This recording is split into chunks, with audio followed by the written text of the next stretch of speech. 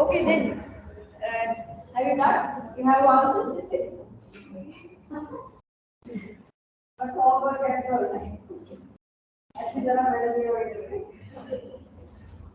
Okay, let's look at this thing here. So I think not much difficult. So let's see this. These are from your tutorials.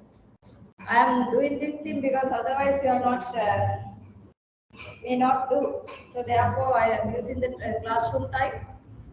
Assume investment first cash flow is expected to occur 3 years from today.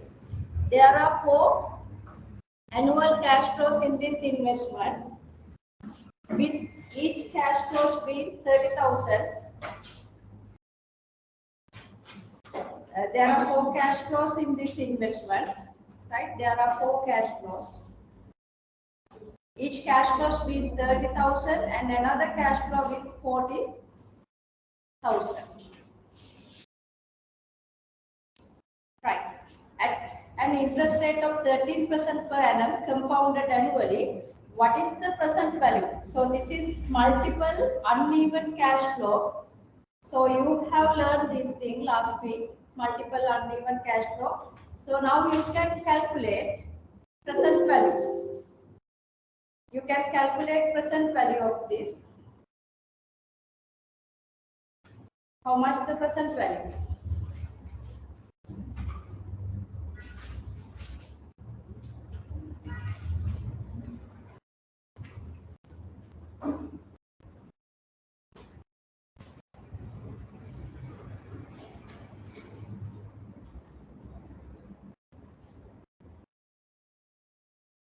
So if you draw the timeline here,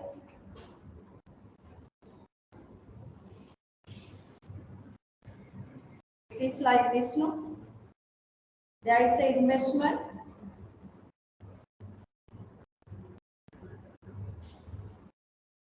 There are 4 annual cash flows between 30,000.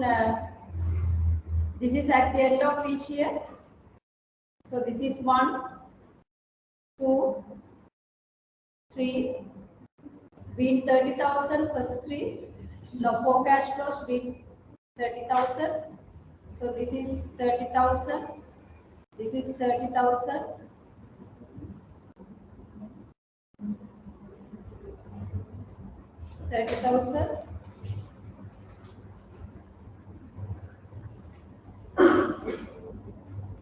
And another cash flow with the 40,000.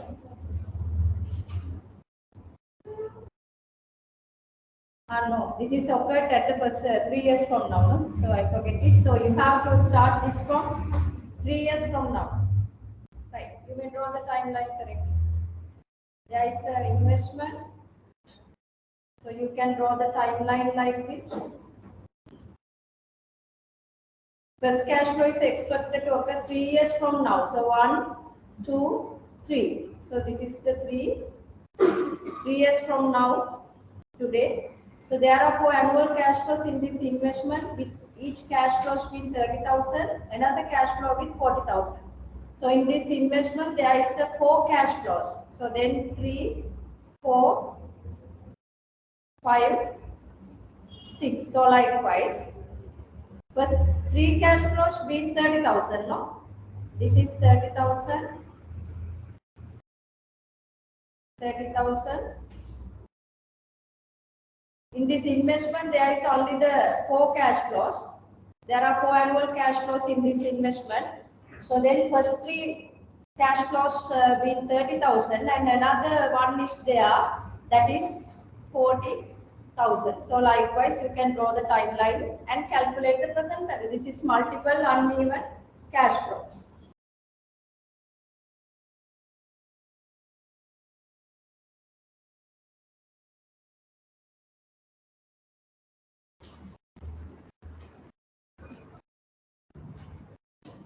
So now you can calculate present value of this.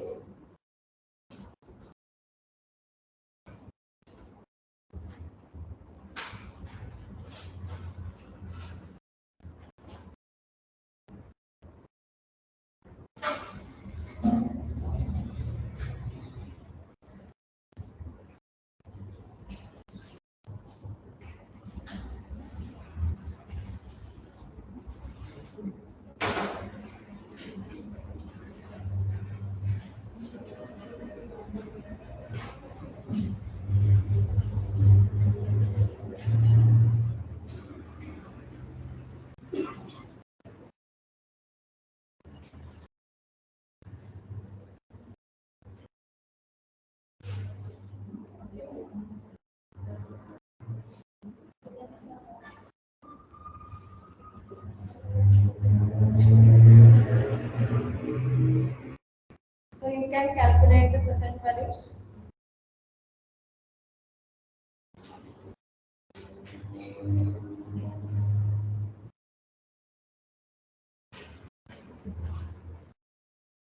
Rate is given 13% per annum, compounding annually. So therefore, very easy. No need to do any adjustment for the more frequent compounding. So you can calculate. Rate is there. I am using this one because blackboard is not clear for the online students. So then in 3 years from now, 4 years, 5 years, and 6 years from now.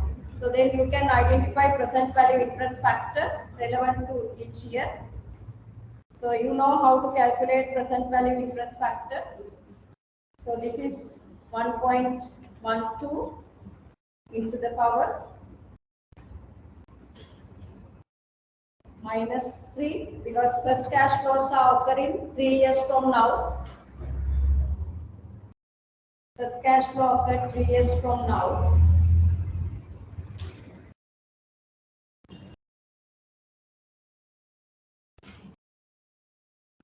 So likewise, you may identify the present value interest factors for the 4 years. This is for the year 4.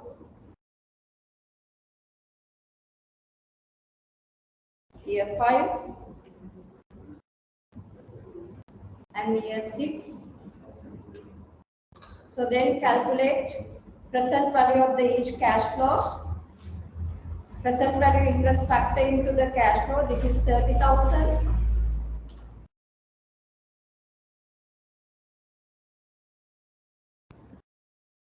This is 40,000. So then you can get the sum here. You want to estimate the present value of this investment. So therefore you can get the total here. Is it correct? Huh? Is it correct?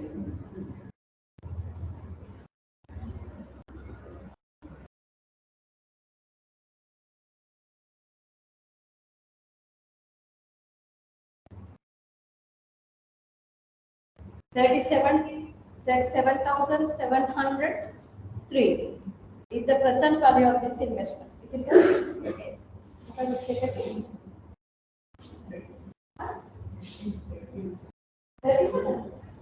12%? Sorry. Is it 30%? Ah, yes. I have taken it as the 12% like that. So you may correct it. This is 13%.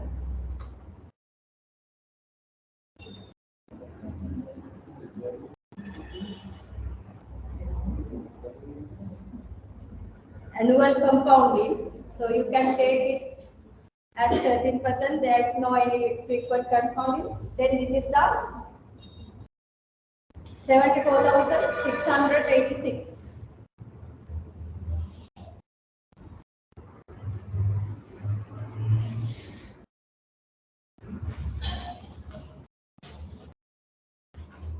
Is it correct? Right. So these are not difficult, right? Now we have discussed multiple uneven cash flows. So let's quickly the other one. An investment is there. We'll pay 1,000 at the end of each of the next 3 years. Rupees 2,000 at the end of year 4, 3,000 at the end of year 5, 5,000 at the end of year 6. If there is the investment equal risk with the 8% annually, what is the investment present value and the future value? So again, the application of multiple uneven cash flow, because you can see this investment is having different cash flows in a different time period. So multiple uneven. So I think you can now manage these things quickly. If you draw the timeline for this one, it will be looks like this. There is an investment. This is today or 0. We are getting 1000 at the end of each year. This is end of the each year, so that is a normal default cash flow. So we are getting 1000 for 3 years. So this is 1, 2, 3. So you get 1000 end of each next 3 years.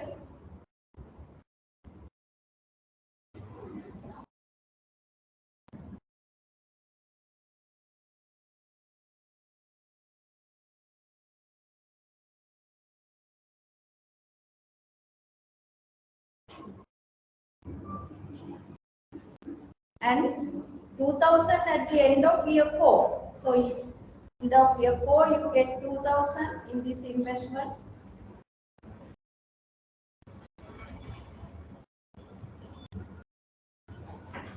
End of year 4, 3000 at the end of year 5.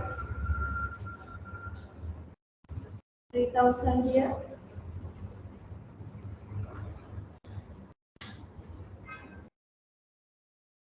End of year 5. 5000 at the end of year 6. So in the timeline, end of year 6, 5000.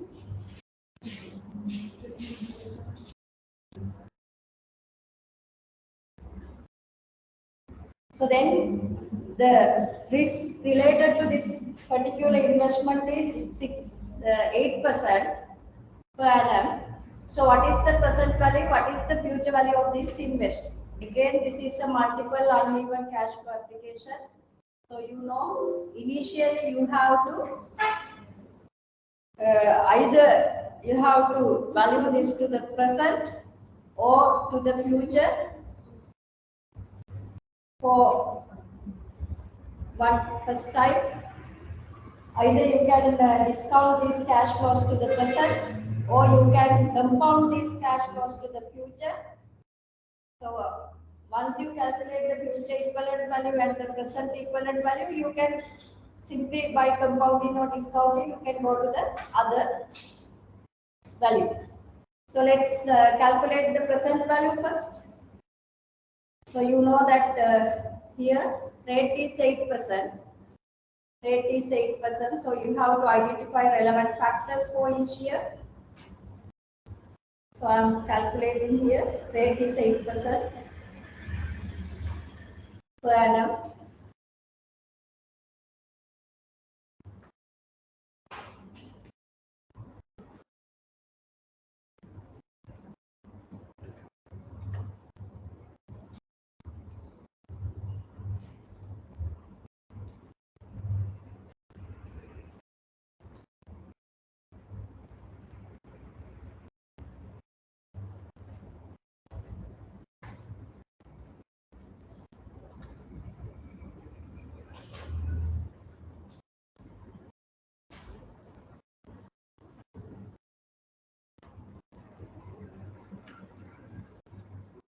Eight percent, 1 plus, this is minus 1.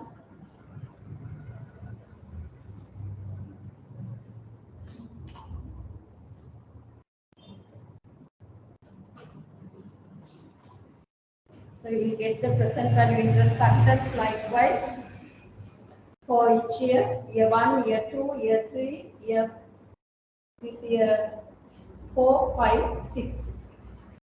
So then you have to multiply the relevant cash flow by the factor. This is 1000.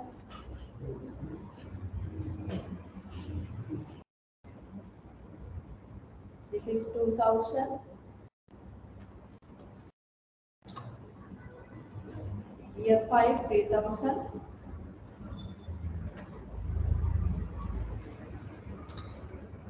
Year 6, 5000. Present value interest factor into the cash flow. So then you will get present value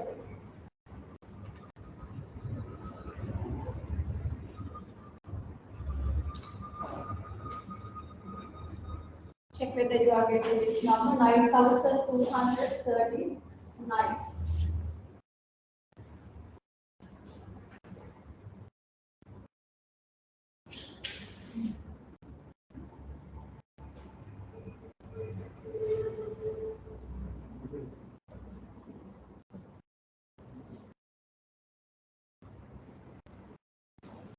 So this is the present value of this investment. This is the present value, 9,239. There is a 6 years.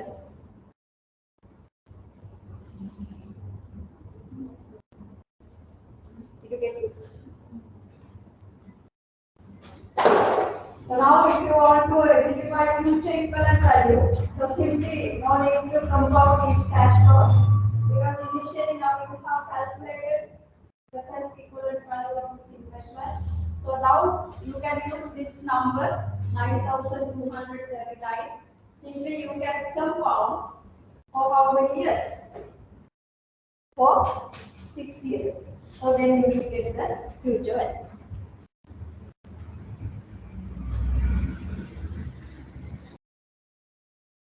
So then how much the future value? So future value is equal this into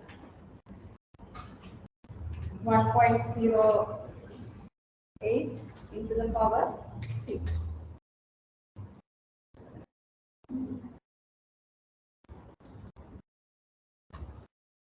$14,662. Right. I think not difficult. Right, look at this one.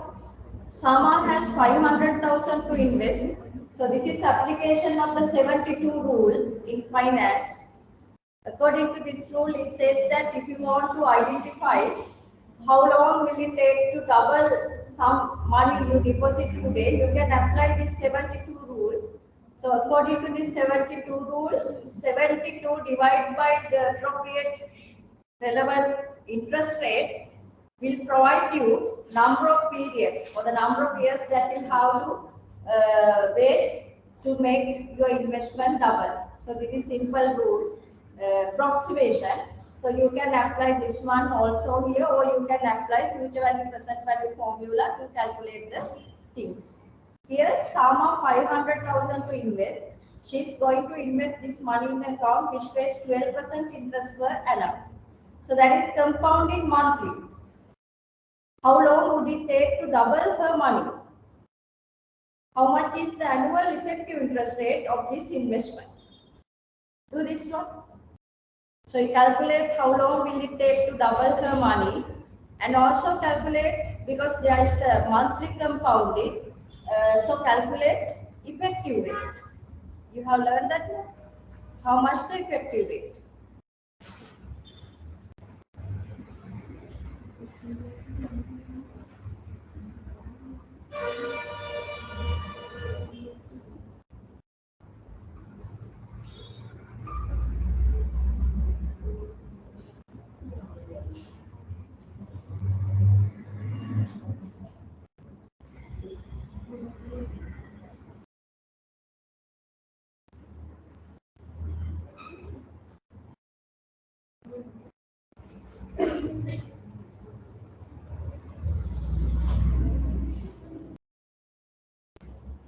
So if you apply future value or present value formula, simply you can, this is a single cash flow one. So if you apply the future value formula, so you remember that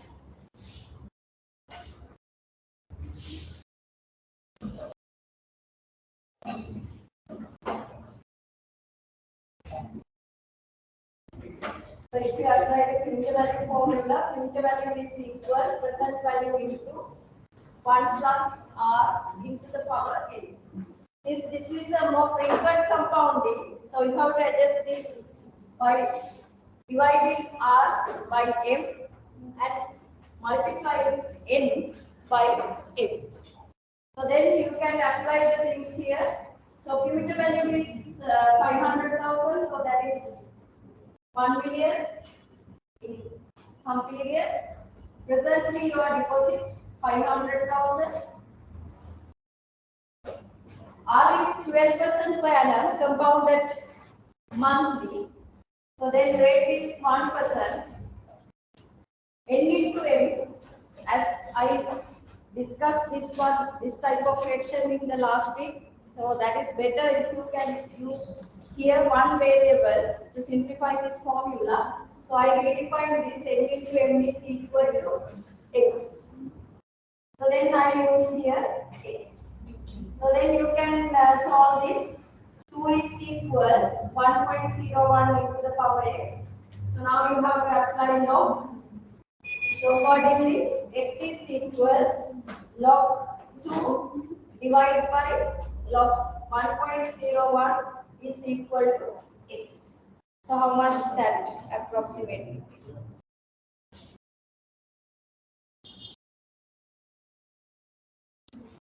That 60, 69 point, approximately 70 then. Approximately 70 then. Right. Approximately 70 months. That is 70 months. How many years? 5 years. So if you apply this 72 rule for this section, this is very famous one in the people, right? 72 rule. According to this 72 rule, you can see number of periods that you have to wait to make your deposit fee double. You can calculate T is equal, this is approximation, 72 divided by R. So normally when you use the R here, you have to use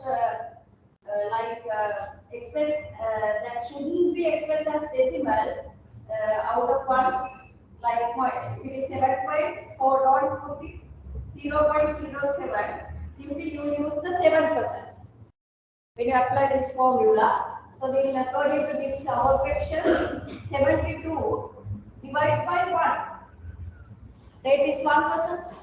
So then approximately it takes 72 months.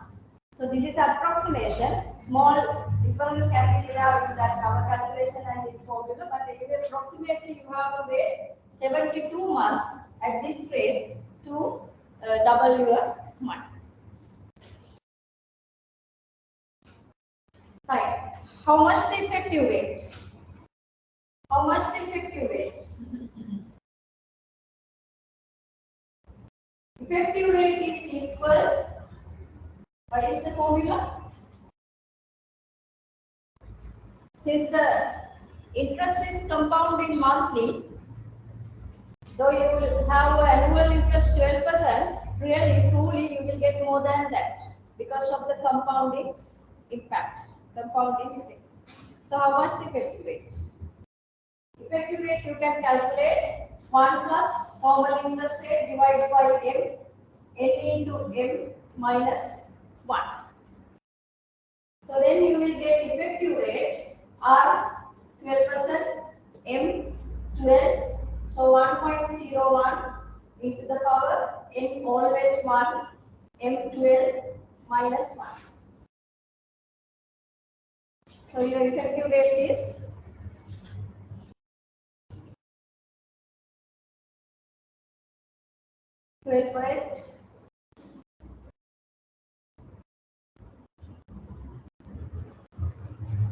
normally, since this is a rate of return, so you have to multiply by 100.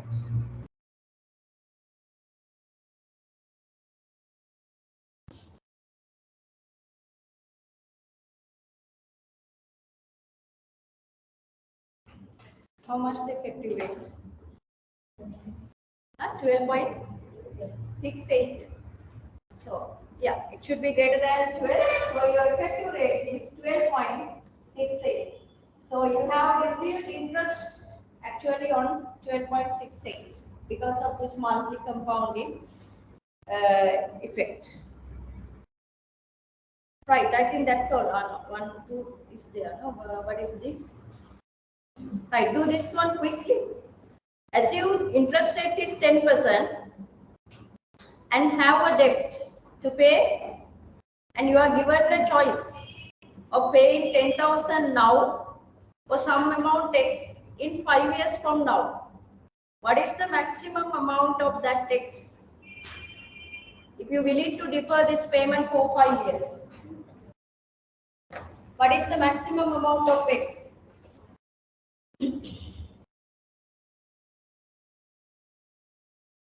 So there is a debt to be paid 10,000 now, but you have a choice. You can defer this for 5 years. If you are paying today, so you have to pay today 10,000.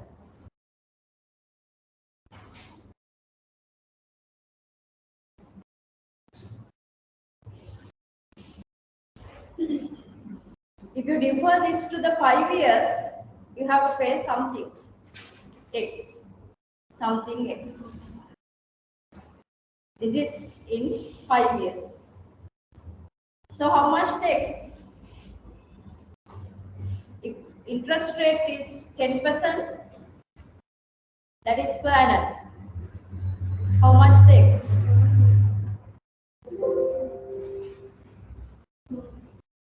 Yes?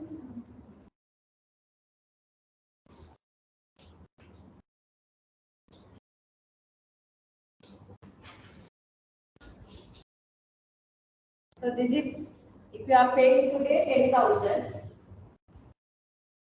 in 5 years, how much the value of this 10,000?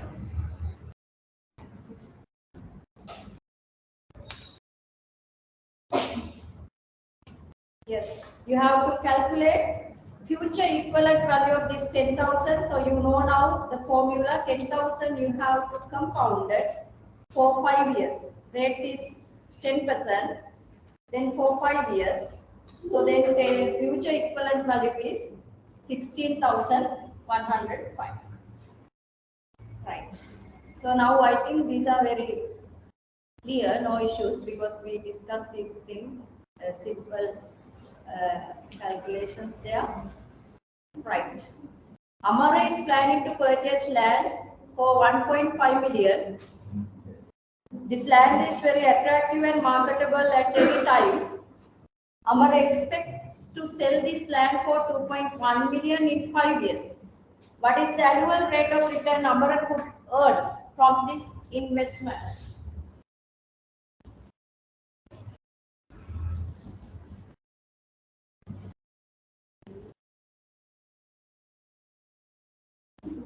What is the annual rate of return that Amara could earn on this investment?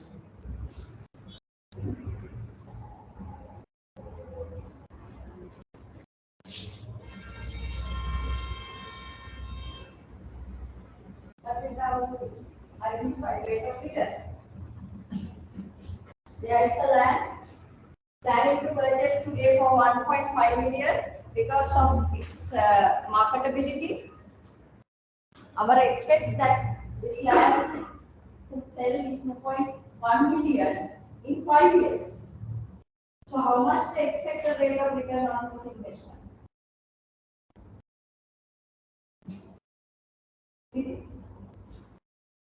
How much? 6.96. How you identify this? Now again the application of this future value and present value. So today you can buy this land for 1.5 million. Right? For 1.5 million. So you expect to sell this land in 5 years for 2.1 million. So how much you expect the rate of return? So application of this is present value. This is the expected present future equivalent value of this. So either you can apply present value formula or the future value formula. N is there, present value is there, future value is there. You have to identify R. R is the rate of return. So then you can apply, if you apply the future value formula, 2.1 million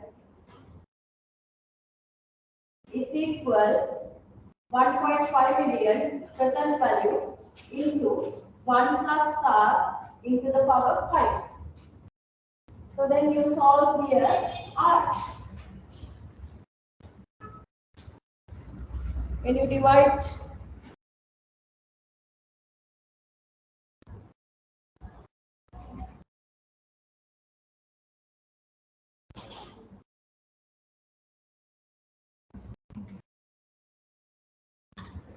it 1.4?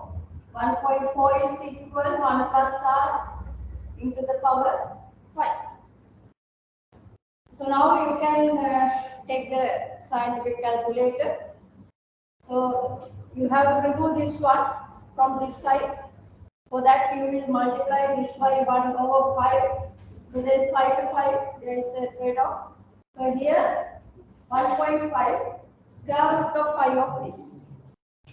So r is equal square root of 5 of 1.5 minus 1 is equal to r.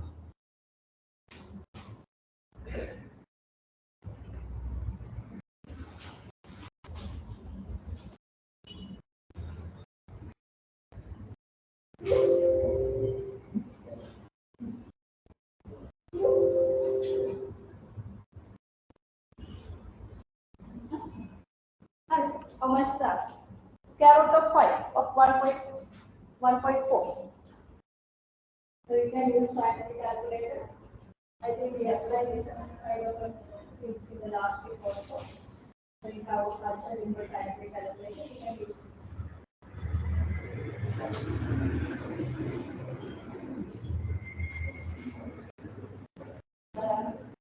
So you will type 5. Shift this one. This one. 1.4.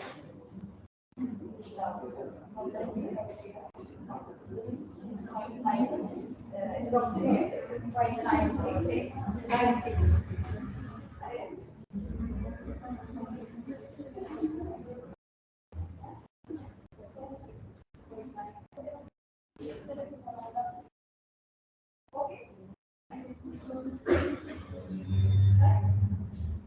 Okay, now we can go to the activities.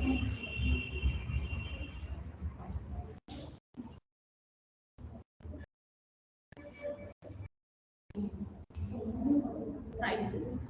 So now we are starting now we have discussed single cash flow, multiple uneven cash flow. Now the next one is annuities. So compounding, discounting, the concept you have learned. So it is easy now to understand. So you know what is annuity? Any question? Do you have any question? So what is annuity? This is multiple even cash. Previous one multiple uneven. Annuity is more than one, multiple, but even. So that is annuity. So normally in case of the annuity, amount of the cash flow should equal time period over this cash flow is also should be equal. Right? Both should be equal. So can I have some example for the annuities if you take this installment of loan? Right? You know, I think for the, you know, if you are taking a bank loan, periodically, maybe monthly or annually, you have to pay some installment to the bank. That is fixed amount. At the end of every month, you deposit your installment, so that is same amount. So that is annuity. And also mortgage loan. So whatever the loan installment is annuity. So we have application of this loan installment calculation, and we will learn how to prepare the amortization schedule today. So this is example for the. So remember, in case of the annuity, amount of the cash flow should be equal time period that is occurring. If it is monthly, throughout the period should be in monthly. If it is annually, it should be in annually throughout the period. Right. So when it comes to the annuities, there is different types of annuity. Now, if you look at different timelines, you can identify ordinary annuity. Ordinary annuity is like this. You know, to define the timeline, say 1, 2, 3. This is a 3-year annuity. If cash flows occurred at the end of the year, at the end of the year 1, year 2, year 3, so this is an ordinary annuity. So in case of the ordinary annuity, you can see cash flows or the annuity with the end of period cash flow. That is the normal one, default one. So cash flows occurred end of the period. If it is deferred annuity, sorry, annuity due, so you can see this is the timeline. Beginning of year 1,000, beginning of year 2,000, beginning of year 3,000. So this is annuity due. Cash flows occurred, annuity occurred, beginning of each period. This is beginning of year 1, beginning of year 2, beginning of year 3. So this is annuity due, this is ordinary annuity. Can I have example for the annuity due in the practice? Up. Examples for this annuity due. Insurance premium. So normally we pay for the coming period, no? At the beginning of the period, and also the revenue license. But the amount should be same, right? If the amount is same, revenue license is a annuity due because we are redeeming it for the beginning of the period. And also normally boarding fees, rent, like things, we are paying for the coming period at the beginning of the period. So these are the examples for the annuity due. So what is then deferred annuity? So deferred annuity is a type of annuity that begins more than one period from today. So it starts with some delay, not immediately. After say with a lag, after 2 years lag, so there is annuity. So like this. This is also annuity. We call, because of this deferred type or the lag period, we call it as a deferred annuity. So deferred annuity, you can value considering it as a due type 1, ordinary type 1. So we are going to discuss today. So example for the deferred type annuity, say compensation, court decisions for a compensation. So we have to pay with some grace period, with some delay. So kind of things we can consider as example for the deferred annuity, employee compensation. Judgment taken passe, MPC period taken passe, that cash flow is occurred. So these are type of example for the deferred annuity. With the grace period, with the lag, the cash flow is starting. Apart from these three, there is another one that is perpetuity. Perpetuity, that is also there for the discussion. So what is a perpetuity? It is an annuity, goes forever. It is annuity, goes forever, for an indefinite period. Can I have an example? Example for the perpetuity, perpetual type annuity. Pension scheme. That is the only one example, I think. There are certain investment go for an indefinite period, but anyway, that is very good example in the practice. So pension, because we don't know in. When you are valuing the pension scheme, so normally we consider as a perpetual type annuity. Because we don't know when we'll die, the death is where, so therefore we consider it as a perpetual type annuity. Right, so these are the types of annuities. So we'll go with first one, ordinary annuity. Now when you are looking at this one, you can see in the timeline given, this is ordinary type. Because cash flows occurred at the end of the period. End of year 1, 40,000, end of year 2, 40,000, end of year 3, end of year 20, 40,000. So this is a kind of investment. We call it as annuity. Now you can see, by considering the knowledge that you have gained in the present value calculation of the multiple ungiven cash flow, you cannot discount, or if you want to calculate future value, you cannot compound each one by one to the future point. Because that is difficult when we say the annuity includes sometimes 20, 30, 50 cash flows. So doing manually is not practically not feasible. So therefore we apply a formula. I think I mentioned two tables, present value interest factor table, future value interest factor table. So now we are coming to the third time value table. that is future value interest factor annuity.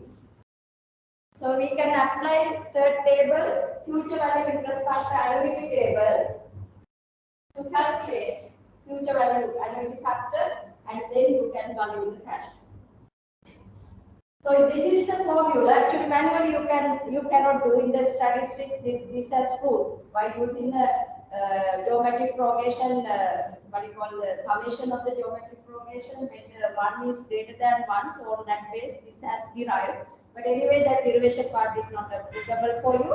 You should apply this one, and you should be able to calculate future equivalent value for the future decision making. Because we are going to apply this thing in the security valuation. Right. Future value of the ordinary annuity, you can calculate cash flow or periodic payment into 1 plus R into the power n minus 1 divided by R. Here, this 1 plus R into the power n minus 1 divided by R we define as future value interest factor annuity for Rn. Future value interest factor annuity. 1 plus R into the power n minus 1 divided by R. This part of this formula we define as future value interest factor annuity. So this factor you can extract from the table.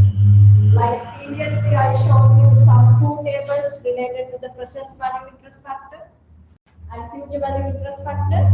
So now the next table is future value interest factor for annuity. Future value interest factor for annuity. So you can see in different rows, percentages are there. In column wise, in row wise, you can periods are there. So you can extract the required factor. So banks, financial institutions, they are using this time value tables to calculate the installments and the required dates. So they are taking this relevant factor and they are calculating that. Format is same, but the calculation method is different. Right. So now if you apply this formula for this example, assume you deposit 40,000 each at the end of every year for 20 years. So this is a long-term annuity. You deposit 40,000 for 20 years. So you cannot manually compound these cash flows for 20 years. So therefore you have to apply annuity factor formula. How much in the account which pays 12% per annum. Now in your this business finance in this outline we discuss always when the interest rate is constant. Right? There is an assumption when you are doing this calculation. This 12% interest rate is fixed. It is not changing throughout this time. But in reality, you know that this interest rate is going to fluctuate. Right? So when there is a fluctuation, we have to change this interest rate time to time when you are valuing. But anyway, as this is a fundamental level business finance course, so it is easy for you. 12% is not changing. For this 20 years, we are assuming that 12% is not changing. So how much would you have at the end of 10 years? Calculate how much the balance in your savings or in your account after end of 10 years. So simply you can apply this formula. You will get annual cash flow, annual you deposit 40,000, rate is 12%. So then 1.112 into the power 10 years minus 1 divided by 0.12. So this is the present value interest factor annuity. How much the annuity factor here? 1 plus R into the power n minus 1 divided by R. So this is the future value annuity factor. How much the factor? Factor is 17.54. So you can calculate using the formula, or you can go to the table can extract from the table also. 12% for 5 years. You can get this from here. This is the column 12%. Yes, 12%, 5 years. So this is the row. Factor 10 years. Yes, 12%. So you have to go for the 10 years. All right. 17.54. This is the annuity factor. 17.54. So how much the compounded value at the end of 10 years? How much would you have? This is in 20 years. In 20 years, you will have 2.8 billion. In 10 years, how much?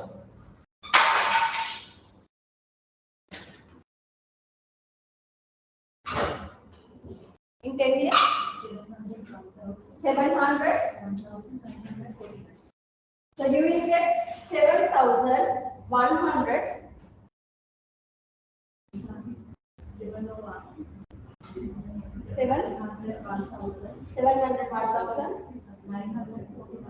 949. At the end of the 10 years, in your account, you will have this much. So now if you are planning to save some money for your future event, future requirement, so you can plan. Approximately with this interest rate, if the interest rate remains at this level, so you will accumulate this much in your account in 10 years. Okay?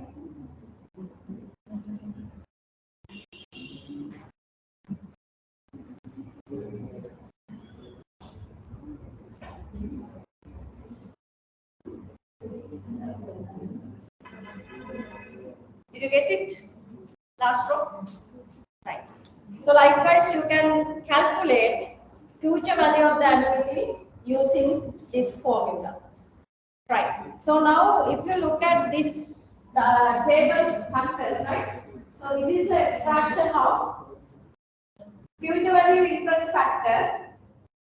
This column is future value interest factor at 12% for 10 years. This is future value interest factor for the annuity at 12% for 10 years. For the same period, this is single factor. This is single cash flow factor. This is annuity factor. So if you look at these last two columns, what sort of relationship you can observe?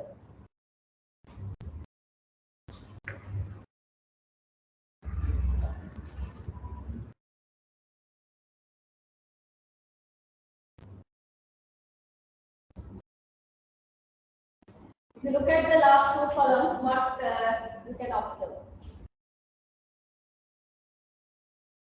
This is annuity factor. This is single factor at 12% for 10 years. This is also at 12% for 10 years. Now, if I ask a question, if you deposit 1 rupee in an account which pays 12% interest per annum, how much would you have in 8 years? If you deposit 1 rupee today in an account which pays 12% interest annually, how much in your account in 8 years? You will have 2.21. If you deposit 1 rupee at the end of each year for 8 years, if you deposit 1 rupee at the end of each year for 8 years in an account which pays 12% interest per annum, how much would you have in your account at the end of 8 years? You will have 12.29.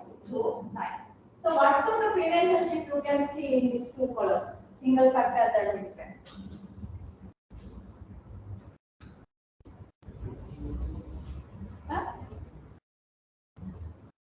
Can you see any relationship between this single factor and annuity factor?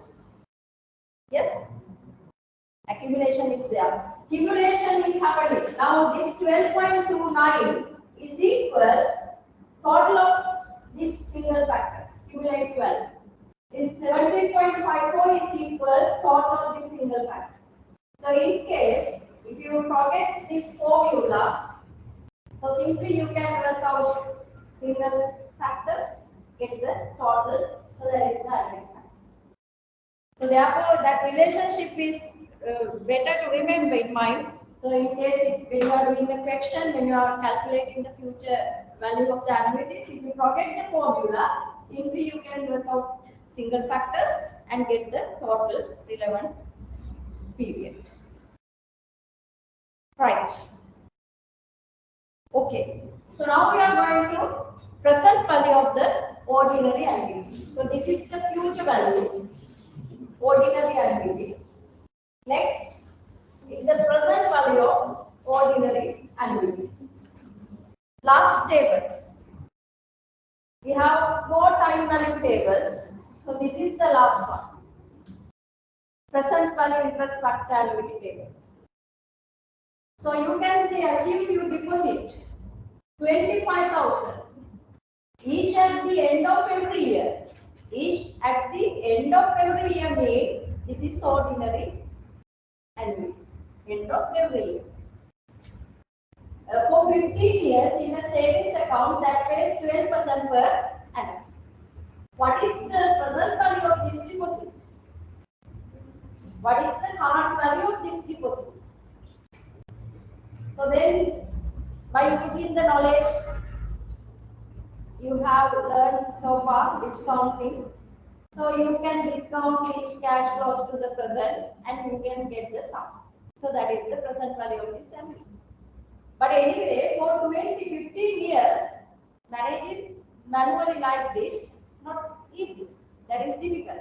So therefore, we are using this formula. Present value of annuity, ordinary annuity, is equal periodic payment cash flow into 1 minus 1 plus r into the power n. Sorry. Yes. 1 minus 1 over 1 plus r, 1 over 1 plus r into the power n divided by r. Right? 1 minus 1 over 1 plus r into the power n divided by r. So this formula you can rewrite like this way also. 1 minus 1 plus r into the power minus n divided by r. Because 1 over 1 plus r n, you can express like this way also. 1 plus r into the power minus n. Remember, minus n. So then in the calculators, you can type this one very easily rather than going on 1 over 1 plus r. Right? So one shot calculation you can do when you identify the factor, when you apply this one. 1 plus r into the power minus n. Right. So this part of this formula we call as present value interest factor annuity. वार्षिक वर्तमान वटिनाकम polish आवृत्ति. Present value interest factor annuity for a given period. So this is our last table. Last table. Again, this is derivation is there. You can justify this calculation. This is when the geometric progression is there, when the R growth rate is less than 1. Geometric progression then एक growth rate के इकट्ठा बटा अड़ुआ अवस्था में एक तो gun formula के base कर लेते हैं मैं formula के हटे derivation. But anyway, that is not required. So this is the formula for the present value of ordinary annuity. Simply you can apply this and you can calculate the present value of ordinary annuity. Now, how much the present value of this investment? So, present value of this investment is equal 25,000 you deposit end of each year for 15 years. Right? For 15 years in an account that pay 12% per annum. So what is the present value? If you are going to sell this investment today, what is the minimum required amount that you need on this investment? That is the present equivalent value. So 25,000 into present value interest factor annuity. So 1 minus 1.112 into the power minus 15 divide by R.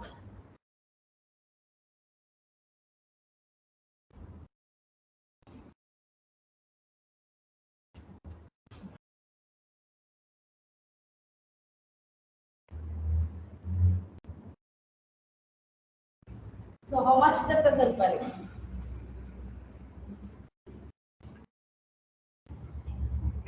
170,000, 271. So this is the present equivalent value.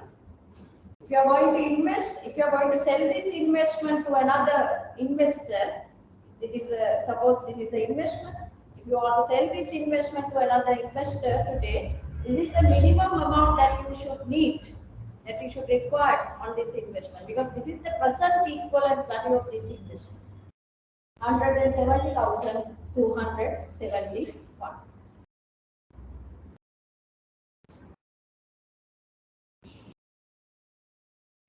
Now this is our last table, so don't mix up with the table, because all the tables are the same, but anyway the height is different. So this one is present value interest factor co-annuity. Present value interest factor co-annuity. If we go to our example, 12%, 15 years. How much the present value interest factor? 12% here, this is the column. Row is 15, so then you will get factor is 6.81. 6.81 is the factor. So simply you can multiply by 6.81 by the periodic payment, so that will be the present value of this investment. This is the time adjusted, risk adjusted factor. So then this is the time risk adjusted to present equivalent value. Here also same relationship is there. So you can see this is the present value interest factor for the single cash flow. This is the present value annuity factor for the annuity factor. This is single for the single cash flow. This is annual annuity cash flow. So again same relationship is there. You take this 4.96 cumulative value of this single factors. Always annuity factor construct with the cumulation of the single factors. So therefore, in case this is very complicated formula for you, so if you forget this one, simply you can calculate the single factors. How you calculate single factors? 1 over 1 plus r into the formula. So that is very easy. That is, I think the chance to forget that one is very rare. But chance to forget this factor formula is very high. So therefore, if you forget that one, so you can calculate the single factors, present value, and then get the sum.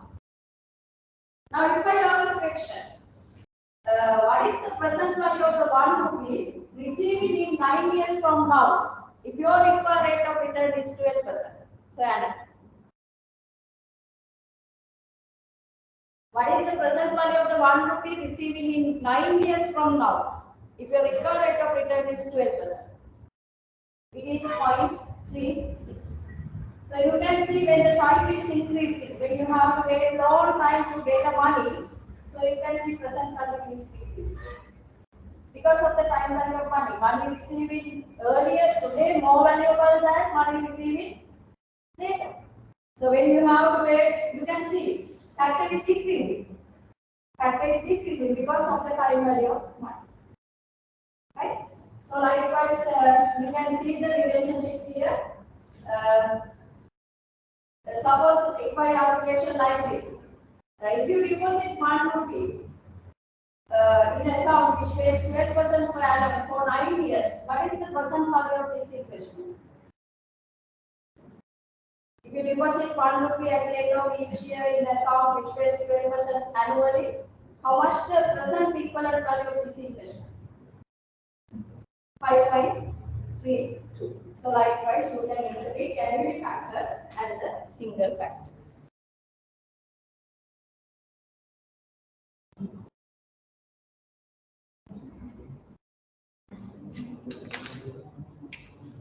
Right. So before going to the due annuity, write down this example. You may write down this example. Now the ordinary annuity is over. Now we have to discuss annuity due. Before that, calculate this. Look at this one.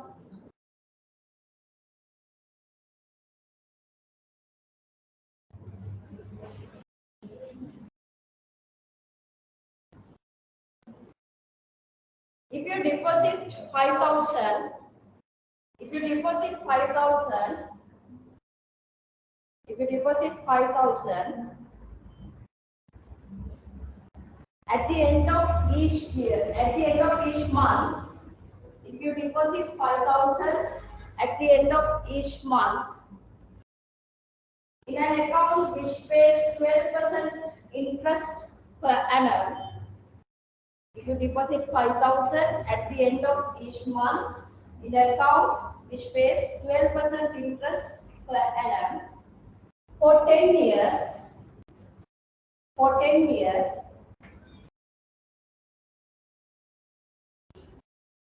how much would be the accumulated value in 10 years?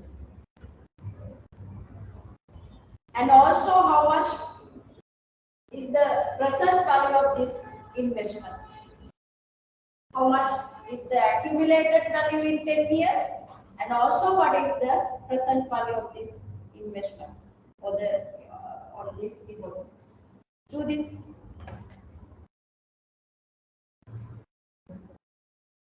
You may calculate future value in 10 years as well as its present equivalent value, both.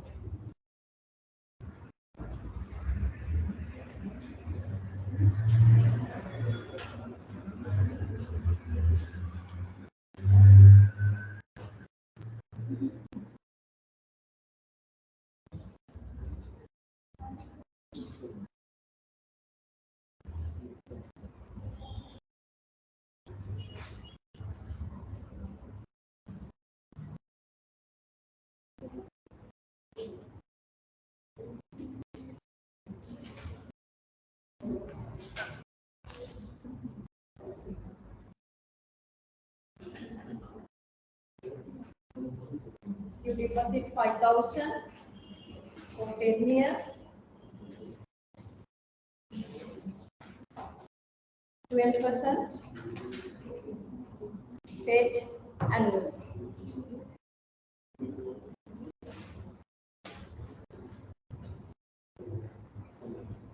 So you may calculate future value of this annuity in 10 years as well as calculate present value of this annuity.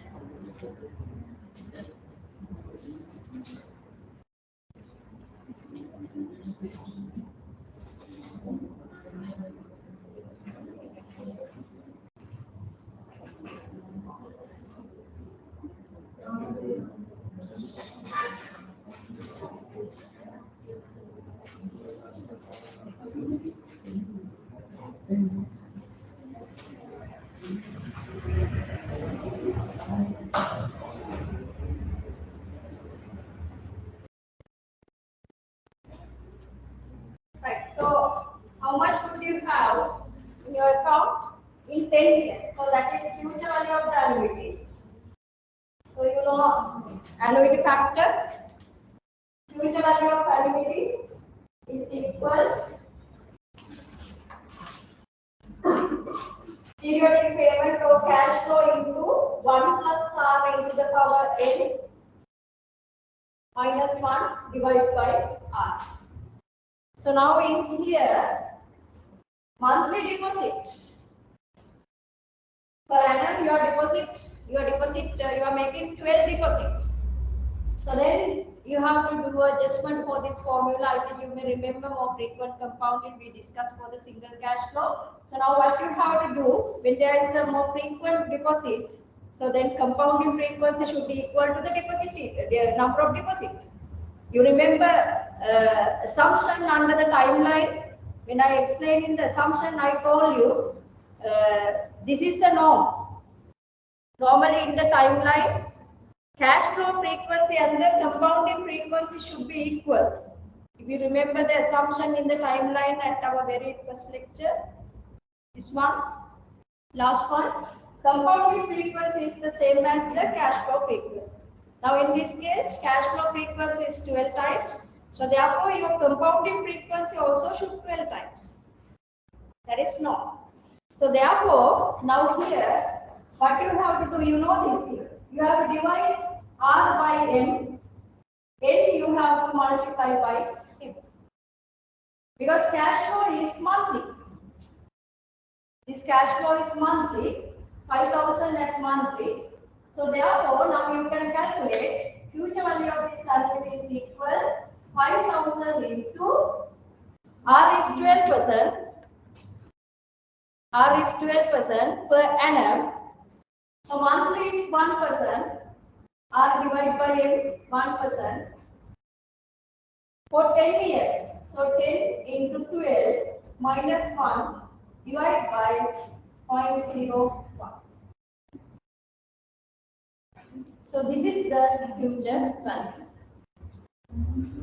If you deposit 5,000 at the end of each month in an account which pays 12% per annum, so at the end of 10 years you will get this much.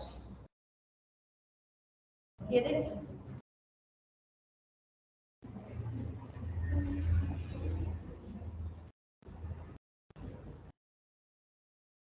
Any question? What is it? Ask. Any mistake is there?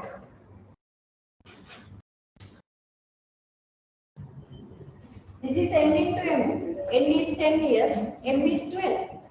M is compounding frequency per year. We define M in the with the more frequent compound. M is compounding frequency per year. Here 12 times. Cash flow frequency is 12, so compounding frequency also 12. So that is the 12.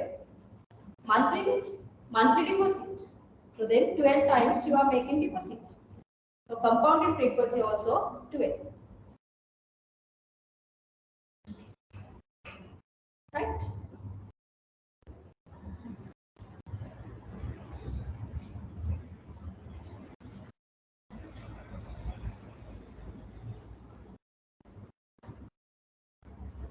So likewise, when more frequent compounding is there, so R you have to divide by M. Number of years you have to multiply by M. In the present value of annuity formula also, what is the value here? Come in, answer. 1 million. You can check it. 1,150,000. 190. So approximately you will get 1.1 million 50,193. Correct? Right. So now, if you are valuing this investment to the present, again you have just this formula like this. Present value of annuity is equal cash flow into 1 minus 1 plus R into the power minus n divided by R. So again what you have to do, R you have to divide by M, N you have to multiply by N.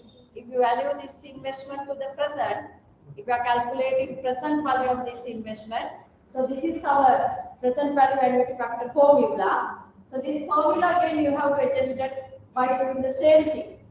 R divided by M, N multiplied by M.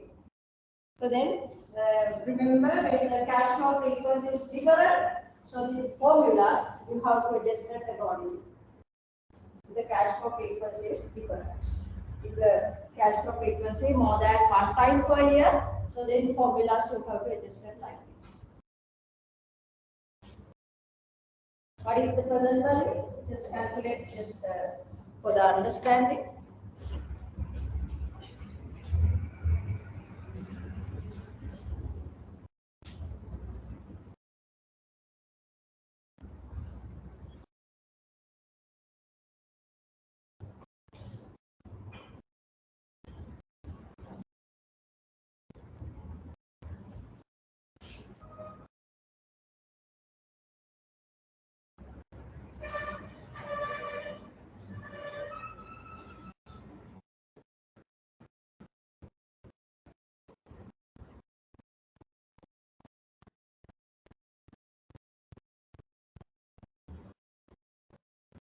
What is the present value?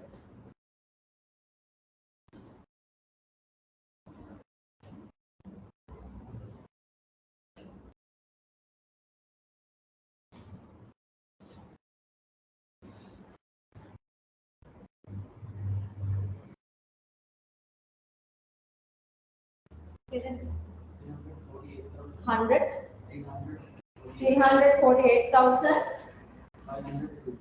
348,000, 500. So likewise, what I want to show you, when the cash flow frequency is different, when you deposit more than one time per year, the same formulas in the future value annuity formula, present value annuity formula, you have to adjust it like this. What you have to do, rate of return you have to divide by M, number of years you have to multiply by M. Right. Now we are going to the annuity due. Annuity due. So now you know what is due annuity. So you can see by looking at this timeline, now you can identify annuity due. Because if you look at this timeline, you can see first cash flow 40,000 occurred beginning of year 1. Last cash flow occurred end of beginning of year 20. So by looking at the timeline, now you can understand, you can identify annuity due. So what is annuity due? If the annuity or the cash flow occurred beginning of the period, immediately of the period, so that is we call annuity due. Right. So let's look at present future value of the annuity due and the present value of the annuity due.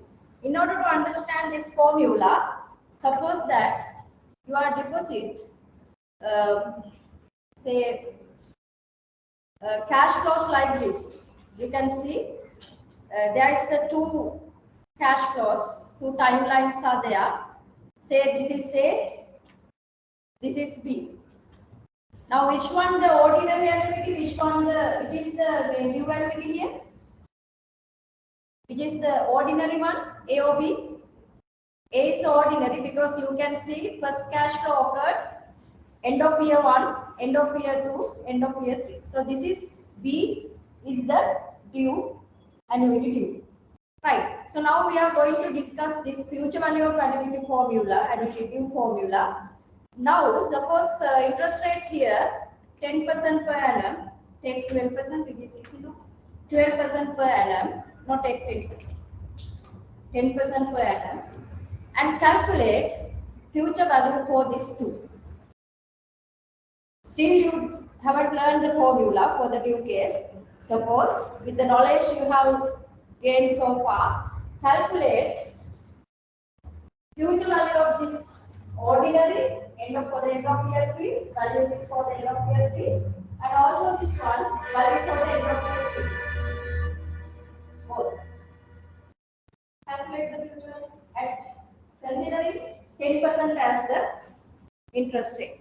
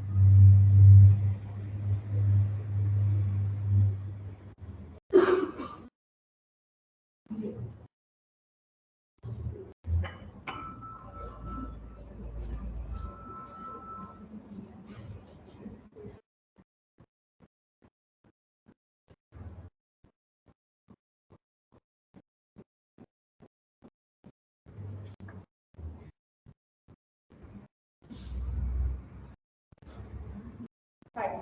Quickly. So what is the future value of this ordinary one for the end of year 3 and also for the annuity due? Now if you look at this, because you can you know how to compound the cash flows by considering the independent cash flows, you can see when you calculate this is ordinary, one, this is annuity due. Same 1000, same periods, rate also 10% forward. Now, in case of the ordinary, the last 1000 rupees occurred end of the year 3. So now we need to compound this last 1000 rupees because it is occurring at end of year 3. But if you consider same rupees 1000, if you are receiving as annuity due, it is occurred beginning of year 3. So therefore, in order to calculate equivalent value of this 1000 to the end of year 3, you are compounding it by 1 time. If you look at here, this 7,000 rupees, in ordinary case, it is occurred at the end of year 2. So in order to calculate third year equivalent value of this 1000, you are compounding 1 time. Same 1000 rupees occurred at the due. In order to convert it into the third year equivalent value, you are compounding 2 times. First 1000 rupees, when you are receiving at the ordinary end of the year 1, you have to compound it for 2 times in order to get the third year into the end of year 3 equivalent value. Same 1000 rupees when it is offered at the beginning cash flow. Here, beginning of year 1. So you have to compound it 3 times. Now if you look at this 2, this is ordinary, this is due. So what is happening in the due case? This is normal ordinary type. Now we have discussed it. So when it happening, when the cash flows occurred as a due type 1, so each cash flows you can see compounding 1 time more. Here in the first 1000 and then the ඉස්සලම හම්බ වෙන රුපියල් 1000 මෙතන දෙපාරයි compound කරන්න ඕනේ. නමුත් ඒ 1000ම U එකක් විදිහට ඔක්කොම වෙනකොට තුන්පාර. So likewise, when it is annuity due, each cash flows you can see compounding more than 1 time. So that equals you can see. So because of this, when you are calculating future value of annuity due, so you can take normal ordinary type annuity formula, present future value of annuity formula. So this is our normal formula. Ordinary type annuity formula, future value of annuity is equal to cash flow into 1 plus R into the power n minus 1 divided by R. So this is our normal ordinary future value of the ordinary annuity factor formula. Ordinary. So you can take normal ordinary annuity factor. This ordinary annuity factor you have to multiply by 1 plus R if it is a due. Because in case of the due, each cash flow you have to compound by 1 time more. So normal ordinary annuity factor has compounded less. Admin compound වෙලා තියෙන්නේ. So ඒක due එකක් නම්, so this normal ordinary annuity factor, even you can take this from the table ordinary annuity factor. So that you have to multiply by 1 plus R. If it is due. Due වලට table එකක් නැහැ. There is no any time value table for the due. You have table factor for the ordinary annuity factor. So then take the future value annuity factor in the ordinary case. You have to simply multiply it by 1 plus R. Huh? Because of this reason. Now in the due case, each cash flows you have to compound by more than one time. The ordinary and effective එකපාරක් compounded cash flow එක මේකෙදි දෙපාරක් compound වෙනවා. Ordinary එකෙදි දෙපාරක් compound වෙන එක මෙතනදි තුන් පාරක් compound වෙනවා. So therefore in case of the due annuity, normal ordinary annuity factor should compounded by one more time. Right? In order to adjust this one, either order paid or due එකෙදි වැඩිපුර compound වෙන්න ඕනේ. So then, admin compound adjust we can normal ordinary annuity factor.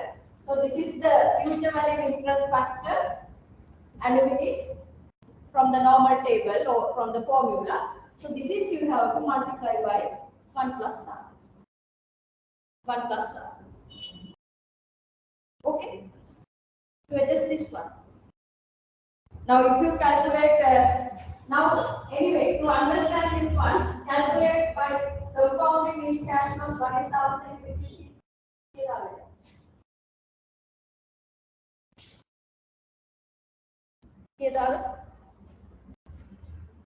What is the answer here?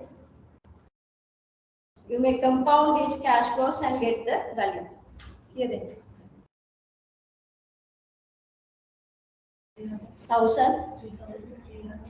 3,310. Here 3,641. 41. These are all paid over same 1,000 cash flow. When you are receiving, if it is receiving as a beginning cash flow, the compounded value is high. It is larger than the end of the period cash flow. Why? Here, if it is receiving at the beginning of the period, you are getting interest for this period also. If it is receiving end of the period for this first 1,000, there is no interest.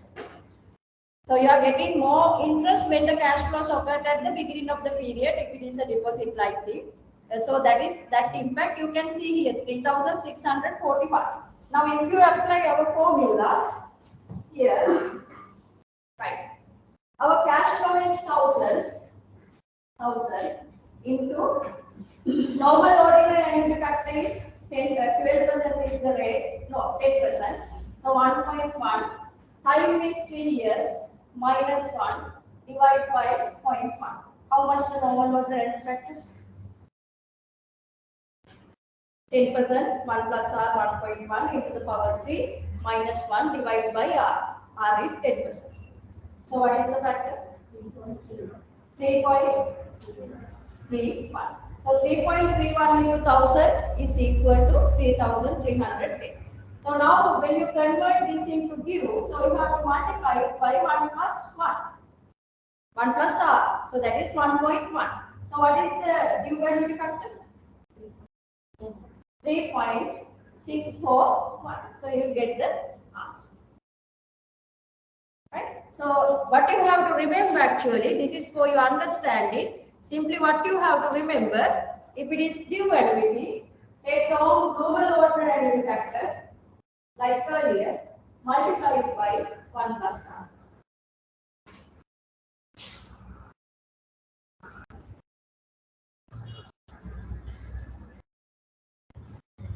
Okay? Any queries? Any question?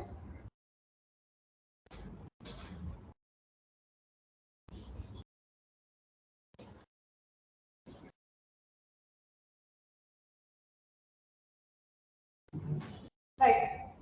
Assume you deposit 40,000 at the beginning of every year. In the question, it is clearly mentioned in that beginning of every year. So this is a annuity. Beginning of the period, not the end of the period. You deposit 40,000 beginning of every year for 20 years in a savings account that pays 10% per annum. So how much will you have at the end of 20 years? So if you take the normal ordinary annuity factor, that is wrong. This is due because beginning of the period you are deposit 20,000, 40,000. So then you will have future value of annuity due is equal, cash flow is 40,000 into rate is 12%.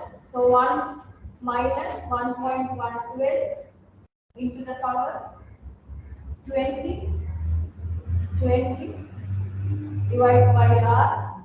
So this is you have to multiply by 1.1, 1 plus R.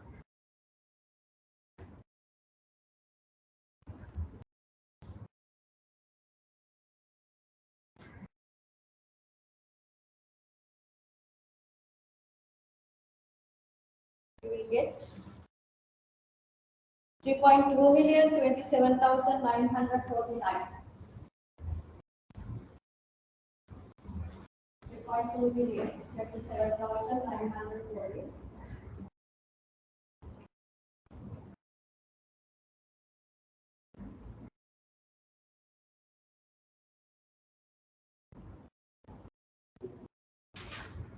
Right. Next one is the present value of the annual due. Before that, do you need a break? Huh? What is the time? No need the break.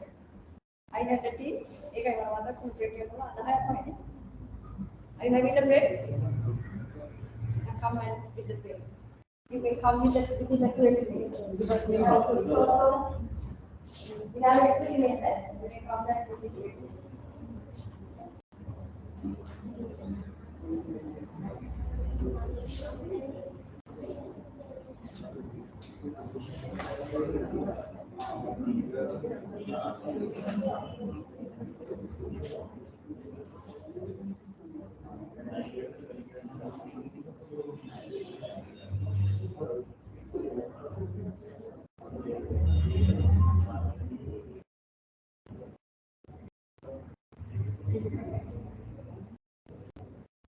For the exam, for the classroom test, have you arranged the lab? Huh? I didn't get any message on that. Is it come? Because some lectures are going on the computer lab, no? You may confirm. Otherwise, you have to do using your mobile by logging to the LMS.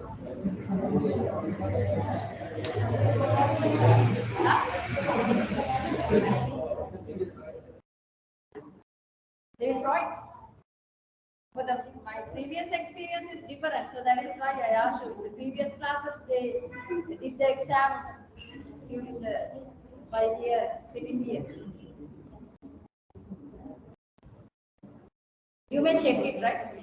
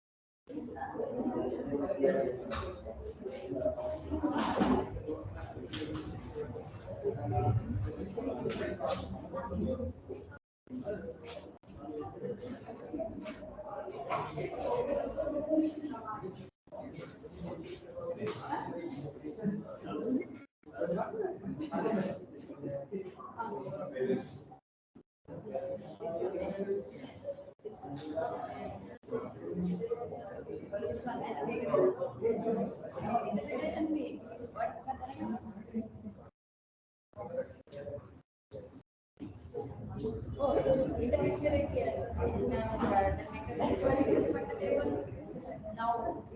here, if you deposit 1 rupee, say, today, for the single fraction, in 9 years, you will have 2.4%. Single cash flow, you deposit only one cash flow. Single, kada, dela deposit karo, or 9 years, itu udah interest on interest. Kalau bila, ada namanya 2.1%. Tapi itu kali, tapi at the end of every year, kalau itu namanya, kemudian kamu selesai rupiah lagi. Jadi saya ini. Can we get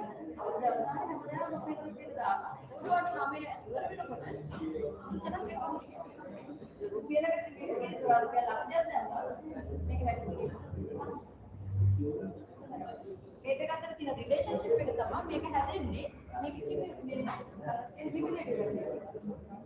the I doesn't like market, make it මේ formula එක අමතක වුණොත් අපිට single factor එක හදාගත්තා code එක ගත්තොත් ඒක සමානයි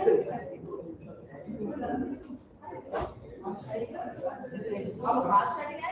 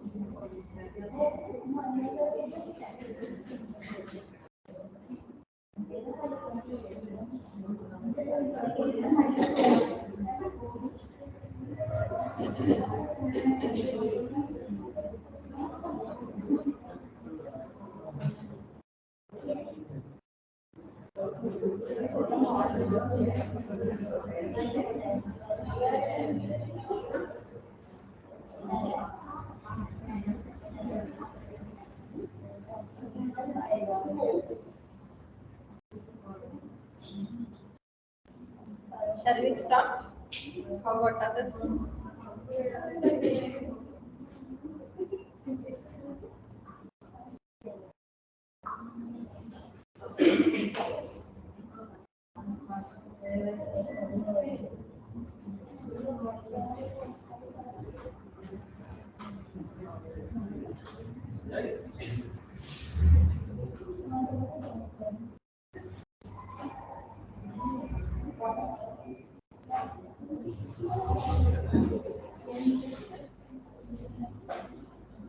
Shall we start? Right. So, due annuity, now the present future value of the duty due we discussed. So now present value of the annuity. So again, if you go to the like this in the previous example, now if you look at this one, so you can see in this This is the ordinary type annuity. This is the annuity. So if I ask to calculate present value of this annuities, so you can discount these cash flows to the present and you can get the total. Now in case of the ordinary, so you can see first cash flow occurred end of the year 1, end of the year 2, end of the year 3. So same cash flows if occurred as annuity due, beginning of year 1, beginning of year 2, beginning of year 3.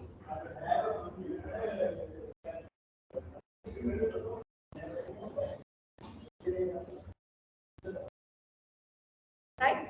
So when you calculate in the present value in the ordinary case, you can see this first 1000 is discounting by one time, but here in case of the due, no need to discount because that is occurred beginning of the year 1 period beginning.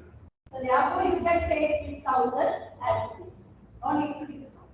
And also if you look at the second one occurred in the end of year 2, when you are receiving this 1000 as the end of the period cash flow, you may discount 2 times. In order to convert it into the 0, you have to discount back 2 times. But same 1000 when it is occurred as the beginning period, beginning of the year 2, you have to discount only by one time. You have to discount only by one time. And also this 1000 which is occurred at the end of the year 3, if it is ordinary, so you may discount 3 times. But when it is occurring at the beginning year cash flow, you will discount only 2 times. So now what you can observe, when you are calculating the present value of this annuities, in the ordinary type, all the cash flows have discounted more by one time. Here you have to discount less. Right? So therefore, now when it is annuity due, you can take normal ordinary annuity formula. Now in the normal ordinary annuity factor has discounted more. So in order to adjust this more discounted, okay, so you have to multiply by 1 plus 1. Here the process is discount. So ultimately, what you have to keep in your mind, if it is due, take the normal ordinary factor, multiply by 1 plus 1 in both cases, but for the different reasons. Now here, radical discount kala tiyena adu karaka. Kalin එක radical එකපාරක් compound කරා. So likewise for the different reason, but anyway, ultimately, conclusion, what you have to do, if it is a due, take the ordinary annuity factor, multiply it by 1 plus 1. So that is what you have to remember. Right. So you can see example here. Assume you deposit 100,000 at the beginning of every year. Beginning of every year.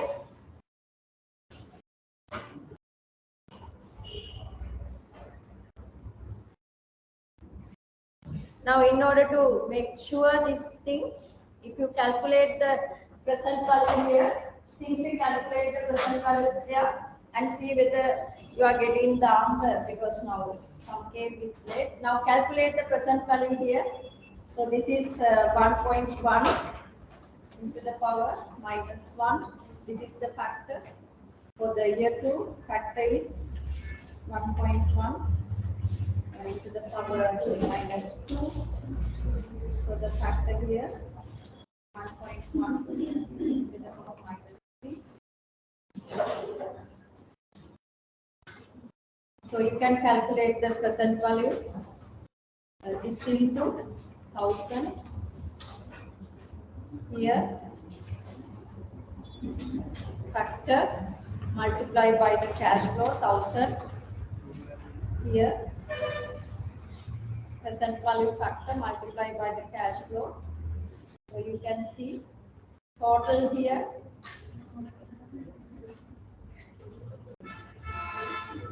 2,486.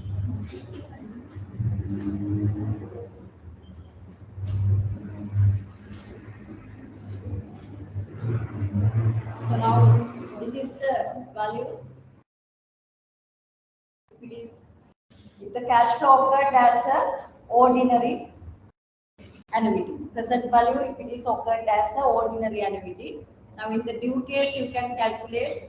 Here the 1,000 you can take as it is, because no need to discount this 1,000 because it is occurred beginning of the year 1. So no need to discount. So the 1,000 here you can take as it is. Here you have to discount by 1 year from here to here.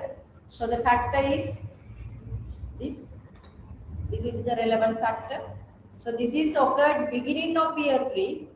So in order to take the equivalent value to the present, you have to discount back 2 years. So then factor is 0.8264. So then you can calculate the present value factor into 1,000.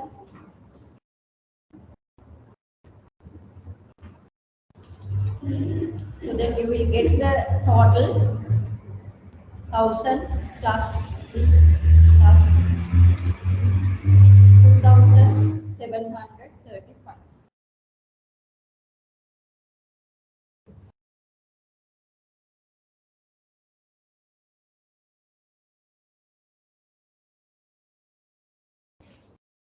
So present value of the ordinary annuity is equal cash flow into 1 minus 1 plus R into the power minus n divided by R. If it is ordinary type cash flow. So if you apply the formula here, our cash flow is 1,000 into, so you can apply the formula to get the factor. So 1 minus 10%, 1.1 into the power minus 3 divided by 0.1. So you will get 2,486 by applying the formula.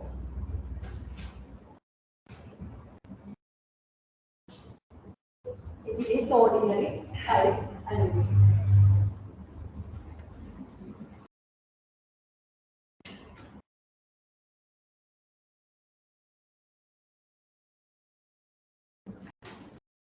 It is annuity due. So only thing now you have to adjust this factor by multiplying the ordinary annuity factor by 1 plus R. Ordinary annuity factor you have to multiply by the 1 plus R. So you can get the ordinary annuity factor even from the table here. So what is the factor here? Annuity factor 1 minus 1.1 into the power minus 3 divided by 0.1.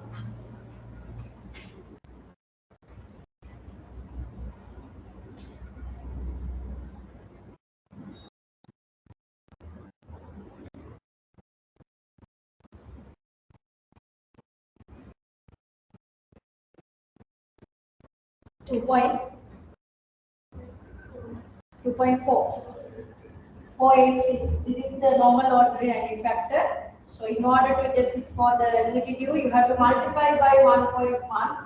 So then you will get the relevant factor for the due cash flow. So this you have to multiply by 1,000. So then you will get this answer. Right? So you can make it convert 2,739. Now if you look at these two values, if the cash flows occurred beginning of the period, present value is higher than the present value of that. If cash flows occurred end of the period. What is the reason? What is the reason? If cash flows occurred beginning of the period, your present value, the worth of that cash flow to you is higher than the occurring at the end of the period. So what is the reason? Reason is this discounting impact mathematically, but theoretical reason is what? Theory of time value of money. Because here you are getting cash flow early. year 1. In the ordinary one, first cash flow end of the year 1. So therefore, because of the time value of money, theory, money receiving today more valuable than money receiving tomorrow. So now here you are getting cash flows in the beginning of the period. So in the early in the time. So therefore it worth you more. So that is the theoretical reason to have large number here if it is annuity.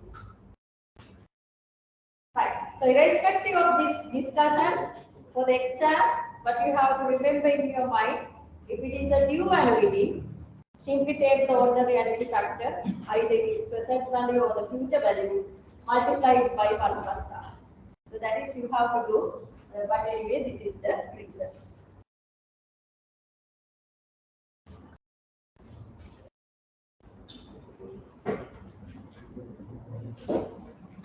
Right. So now you can see, assume you deposit 100,000 rupees each at the beginning of every year for 20 years in a savings account that pays 12% per annum. What is the present value of these deposits? So now this is beginning of the period deposit. You deposit 100,000 beginning of every year for 20 years. What is the present value of this deposit? So the investment. So now you have to apply ordinary annuity factor.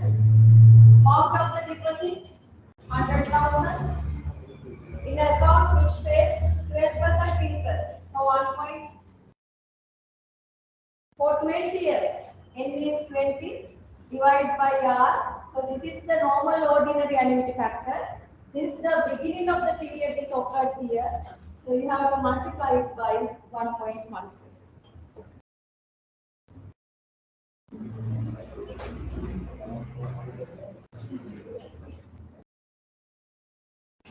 So then you will have present value is 836,577. It's worth for you today 836,577.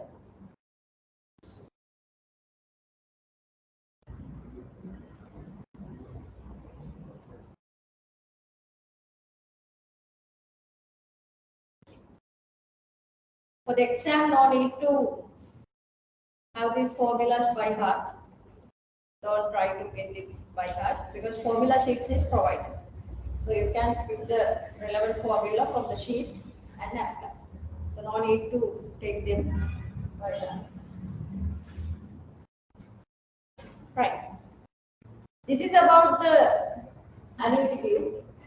So now we are going to the next type of annuity, deferred annuity.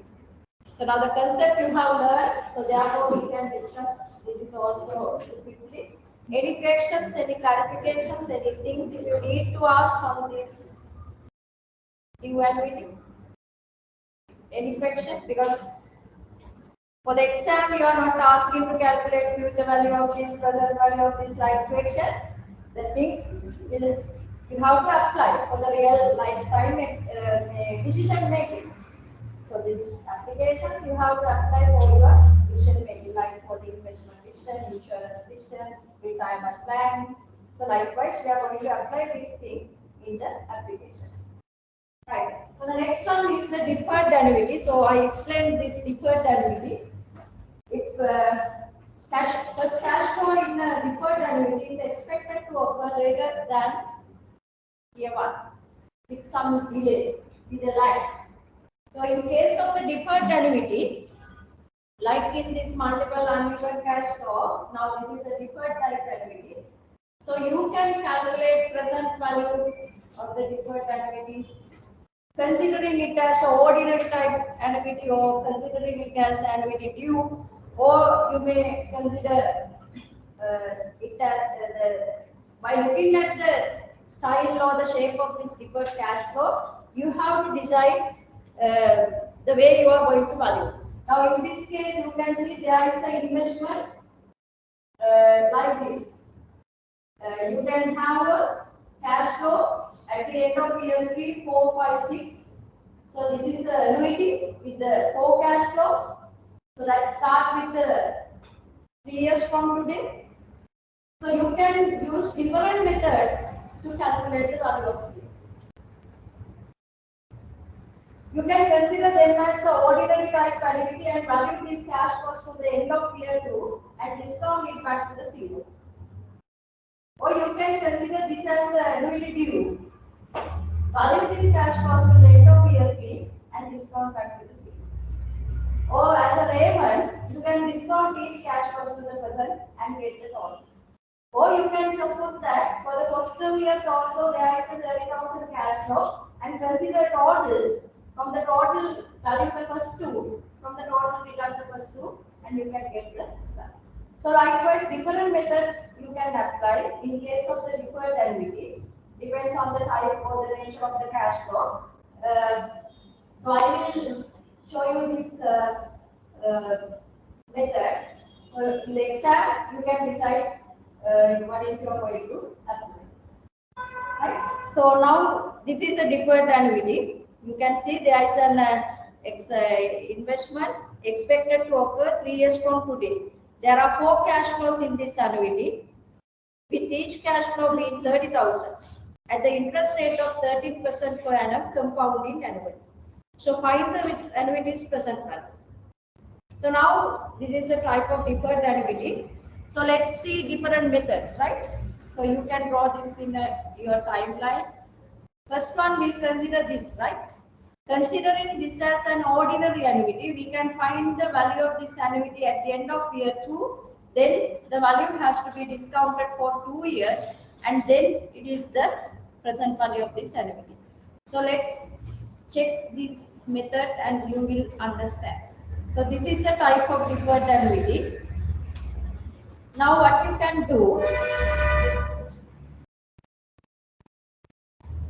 we consider this as a normal ordinary, you can draw this one.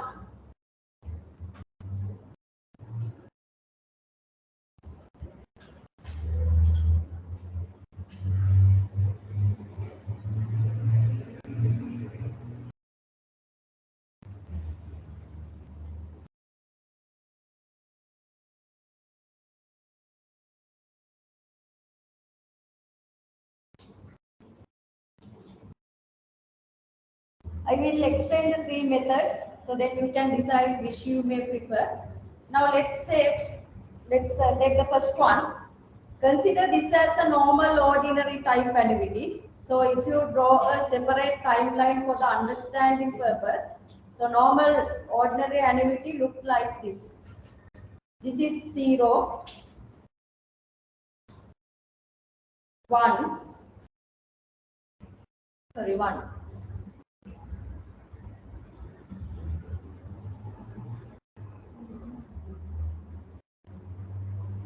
This is in the original timeline, this is the 4 years from now. So now this is here, we consider as a 2. Original deferred annuity, it is 5 years from now. So we consider this as the 3. So this is 4. Right? Considering these cash flows as a normal ordinary type annuity, so we value this normal ordinary annuity to here, to the 0. 0 means in our original question here, 2 years from now. In the original deferred annuity timeline, so now we are in the 2 years from now. So now you can apply the formula, deferred ordinary annuity present value formula. So you can value this here. Value of this cash flows to the end of year 2 is equal. What is the formula?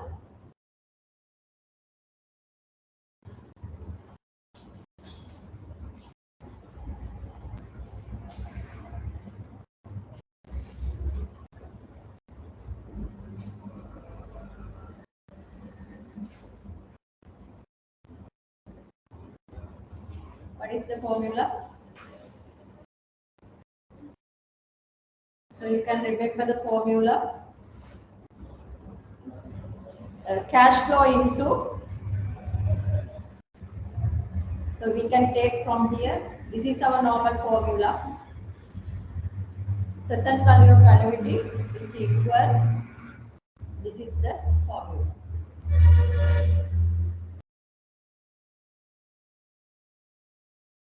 Right? This is the formula.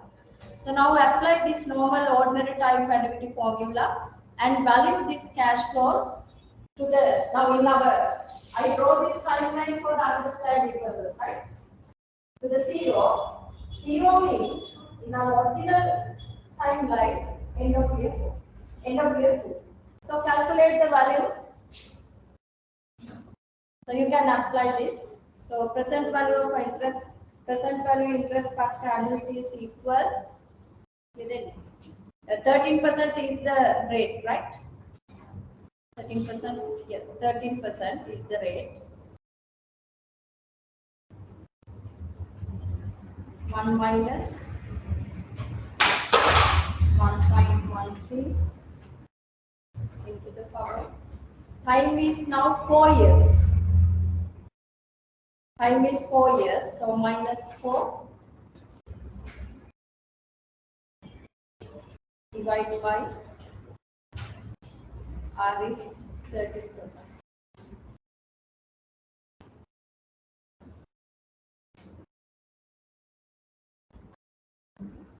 Present value interest factor annuity is 2.97. Present value interest factor annuity.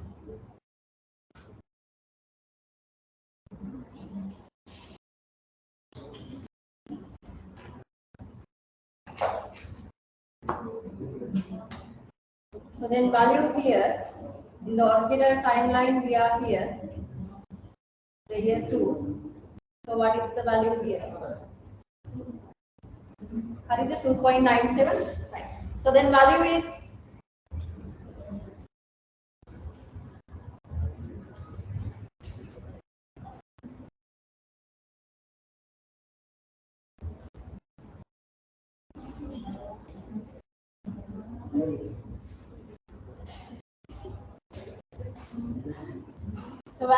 then present value interest factor annuity multiplied by cash flow 30,000.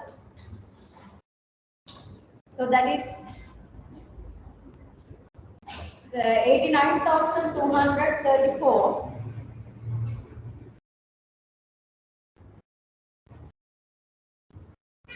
In the original timeline, we are here.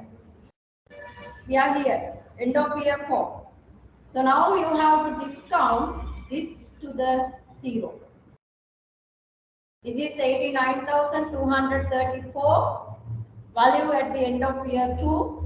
So now you have to discount this 89,234 for 2 years. From here to here, 1. From here to here, 2. So you have to discount this 89,000 89,234. You have to discount for 2 years, 1.13 into the power minus 2.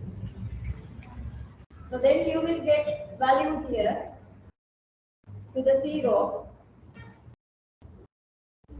89,234 1.13 into the power minus 2. 69,883. So this is the present value of this deferred annuity.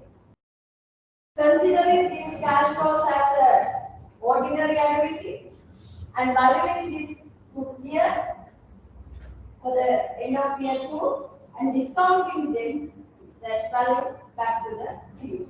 So that is the present value of this deferred annuity. 69,883.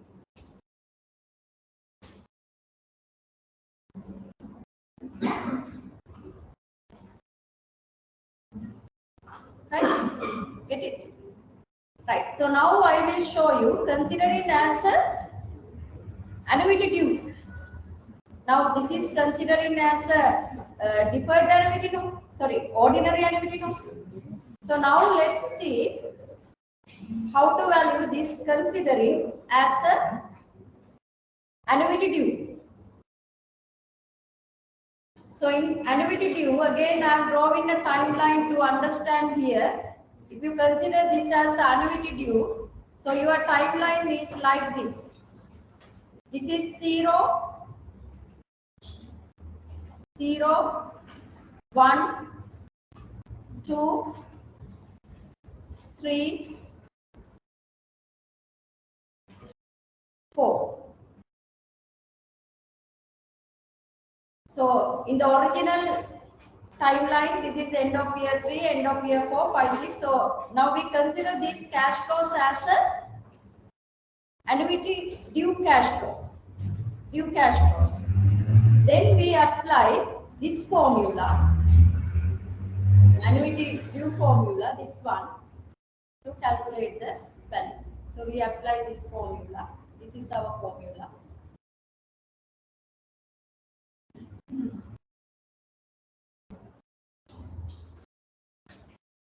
So then calculate the present value interest factor due annuity using this formula.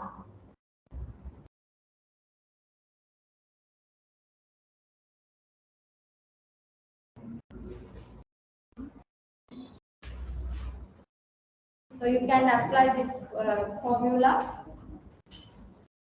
1 minus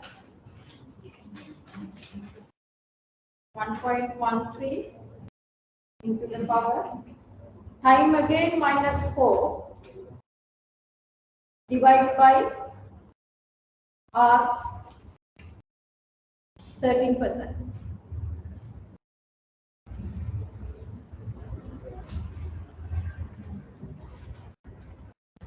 So this is the normal ordinary annuity factor as you received earlier. Normal ordinary annuity factor.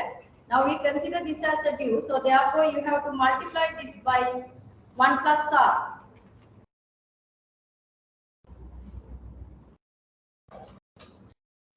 So then this is the due annuity factor 3.36115.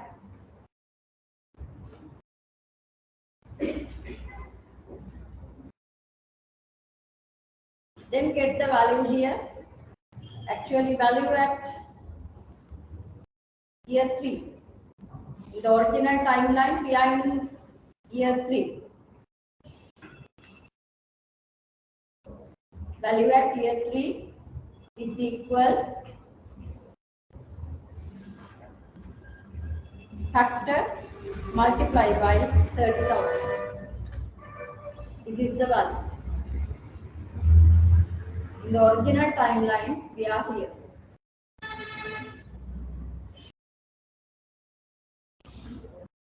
Considering this as a due cash flow. Due cash flow means beginning of the period, beginning of year 1, beginning of year 2, beginning of year 3, beginning of year 4. But in the original, in the deferred annuity timeline, we are in end of year. So considering this as a due type annuity, so you get the value 100,835. So you have to discount this back to the customer. So how many times now we have to discount this? Here to here, 1, 2, 3. So you have to discount back it 3 times. So then you may discount this to here.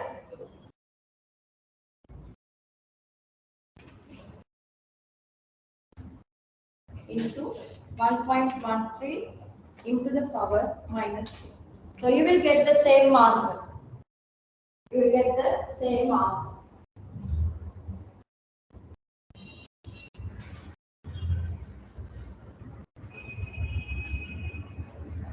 This is another method. Consider it as a due. Converting it as a due, considering as a due and valuing it into the due annuity formula and then discounting back to the customer. Right?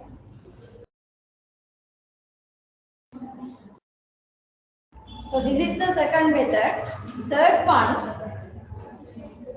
one is the easiest method. Here we assume that there is a 30,000 cash flow in year 1 and year 2 also.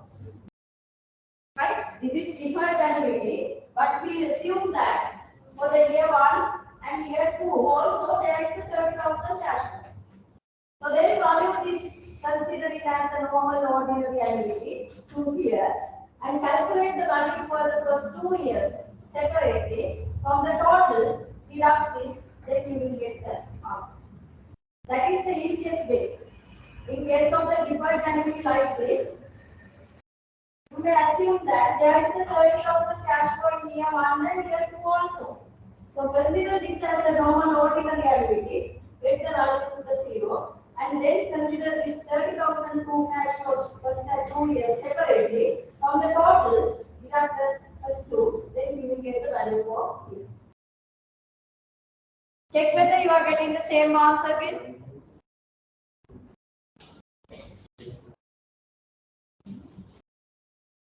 So that is easy.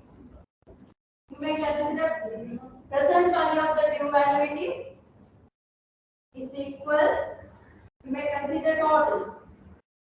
Annual cash flow is 30,000 into 1 minus 1.13 into the power minus 6 divided by 13%. This is the present value of the total. From that, you have to deduct 30,000 into 1 minus 1.13 into the power minus 2 divided by 30. So then you will get the same answer.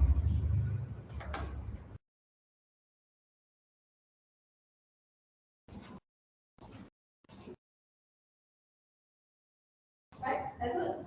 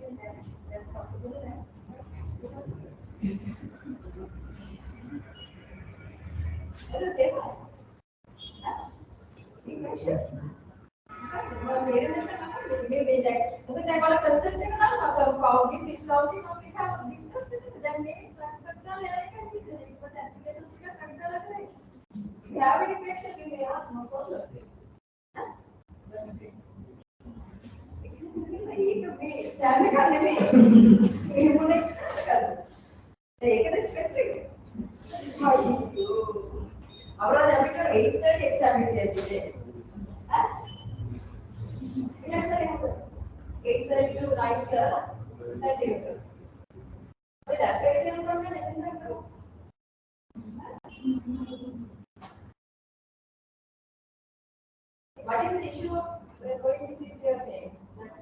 What did we handle the customer? Data. Wi-Fi data, students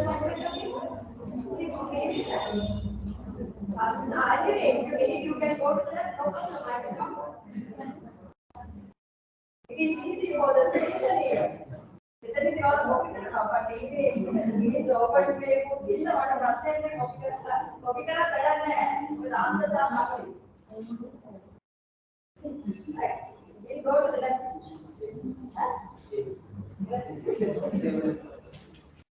Where is the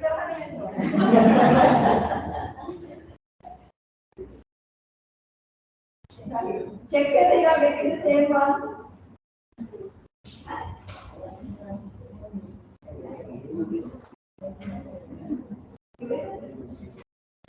Right.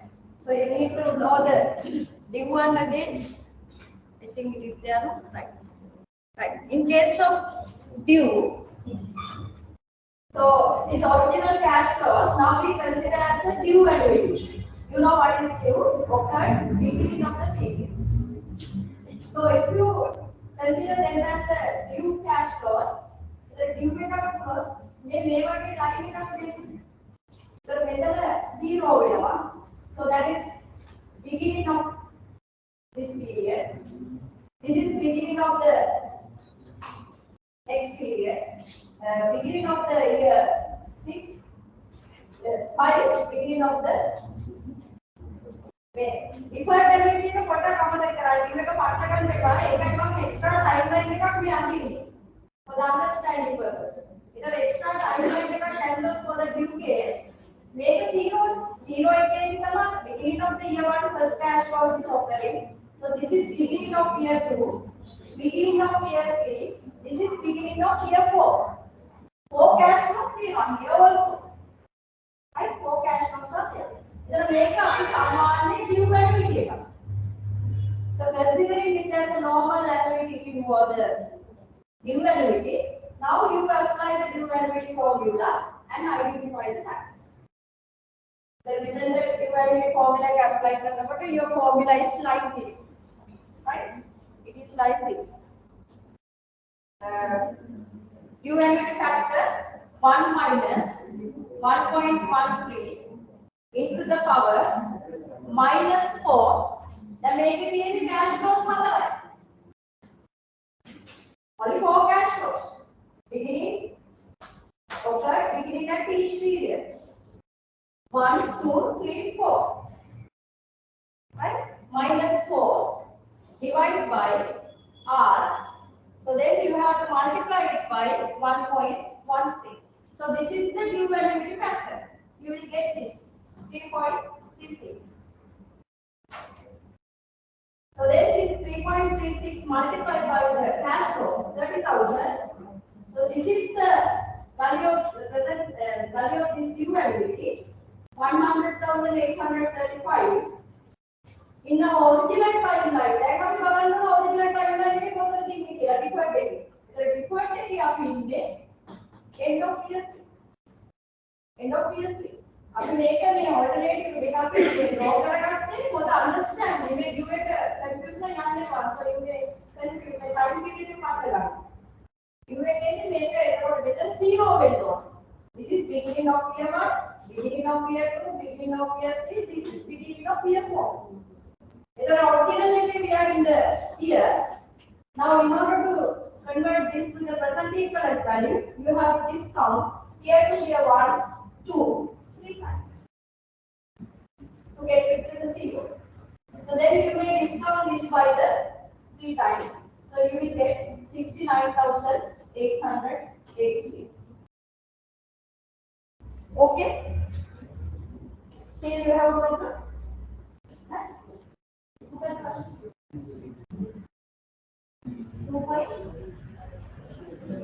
हमें 2.97 की लग क्या ले ये normal note में reaction करते हैं ये हम ऐसा था ना मैं एक कैसे में करते हैं मैंने तो बना दी एक नॉर्मल नोट इधर रिएक्शन करते हैं कभी खाली उदाहरण में फैक्टर है तो वहां पे नॉर्मल नोट में रिएक्शन करते हैं तो this is you multiply by 1 plus 7 तो एक ड्यू है एक डिशन है right now here what is the answer you get the same answer here also you will get the same answer so I am recommending to use this approach because make it easy you are not confusing by drawing atara the timeline like confuse when that so if it is feasible you may consider this kind of approach.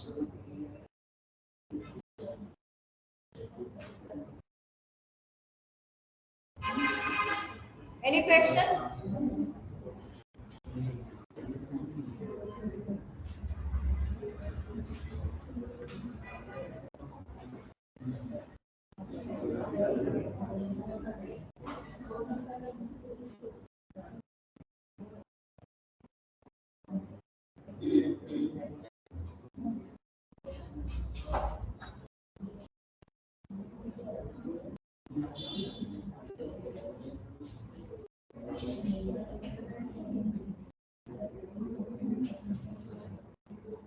Any question? Serious discussion?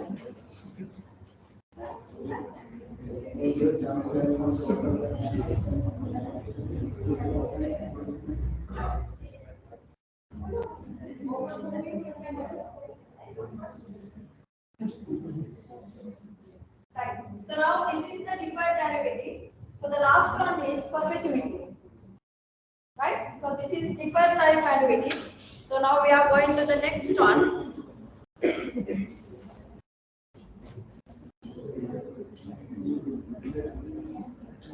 Perpetuity. So you know what is perpetuity? It is an annuity go for a infinity, for a indefinite period of time. So that is easy. In case of the perpetuity, you know that n is approach to the last number, or n is going to the infinity.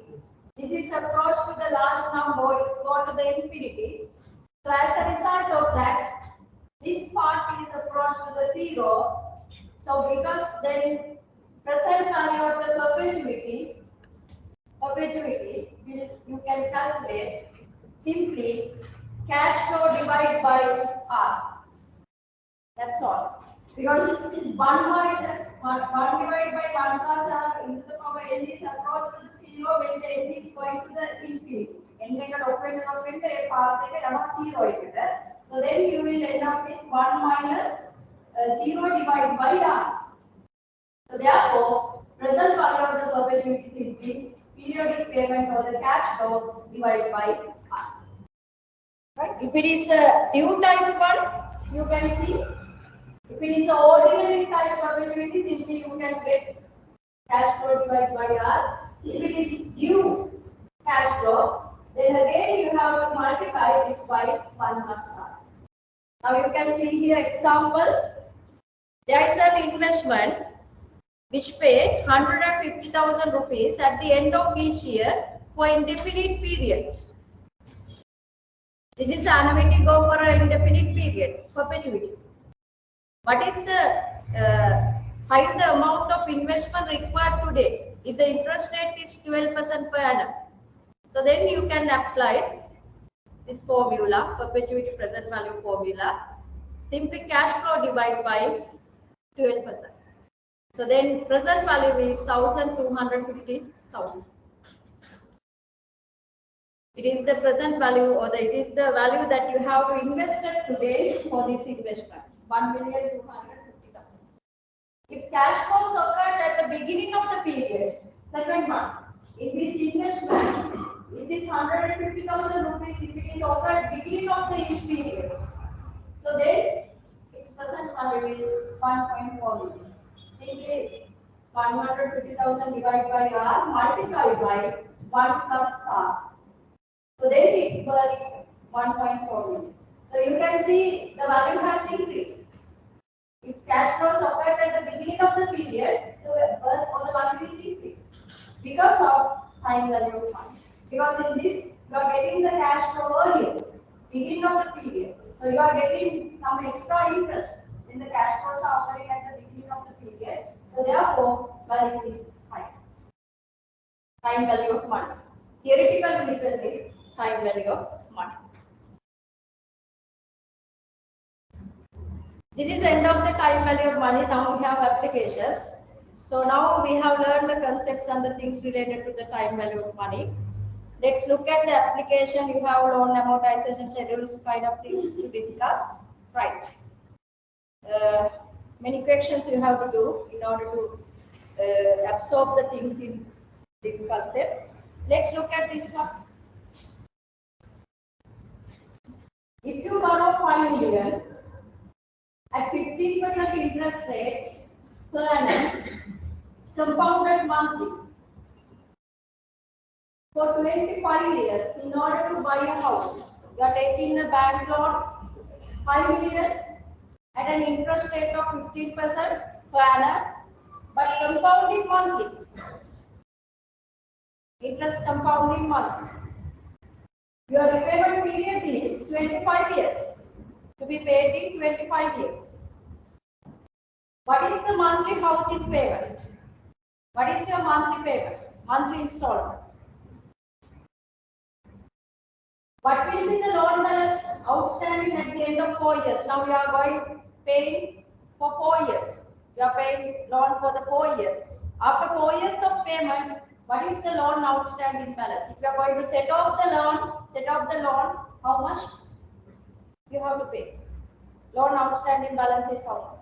So these are the applications. For the paper question, for the exam, you will have a question like this.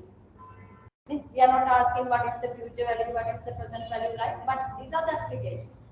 So then look at this one and try to do this. Not difficult, right? Now you have learned certain concept. So look at the scenario. So you have to work out monthly installment.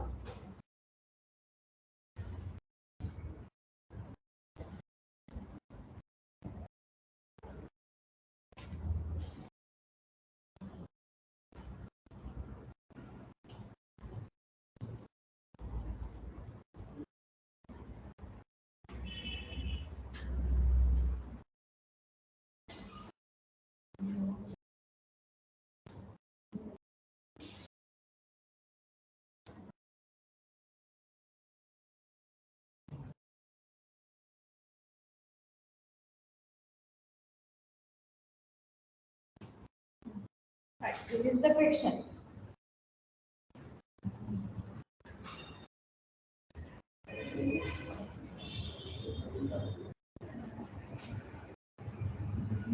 You have borrowed some money today to be paid in 25 years, monthly payment. So then long period, how many monthly payments you will pay during this 25 years? 25 years into 12. 300 installments are there. So then you will pay 300 monthly installment. You are borrowing today 5 million.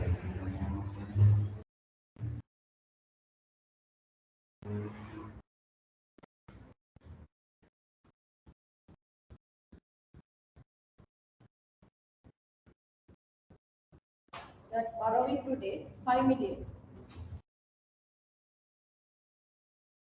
You are asking to calculate your monthly installment. Then bank will loan එකක් bank को හදලා කියනවා මෙන්න වගේ මාසික වාරිකයක් කියලා. So what is that monthly installment? How much the monthly installment? This monthly installment is calculated on the reducing balance. ඔයාලා දන්නවා සාමාන්‍ය loan එක හැමදාම ගත්තුනායිට පොලිය හැදෙන්නේ නැහැ අඩු වෙවි යන්නේ. Interest rate. So this all that also happening in this installment. Next, when you are preparing the loan amortization schedule, you can understand this. This installment is calculated on the reducing balance. What is the application here?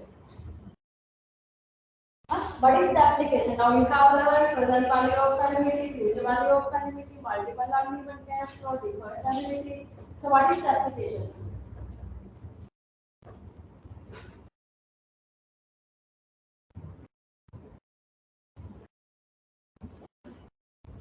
This 5 million is equal to what? Yes? Present value. So you are paying monthly for 300 months some amount. That is the same amount. Installment is same. It's not changing throughout this loan period. So you will pay some amount throughout the period. So that is same. So this is the present value of this installment should be equal to 5 million. Your monthly installments, the 300 monthly installments you are paying this loan. So the present value of this monthly installment should be equal to the loan value. So then what is the application? Present value of annuity formula. So you can apply present value of annuity formula and work out monthly installment. Now if you apply the present value of annuity formula, you can remember it now. This is normal ordinary type.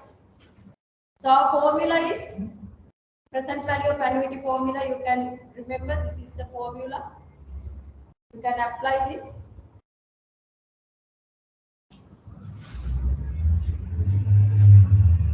But anyway, remember this is monthly payment. So therefore, you have to divide R by M. N you have to multiply by M here because this is monthly installment.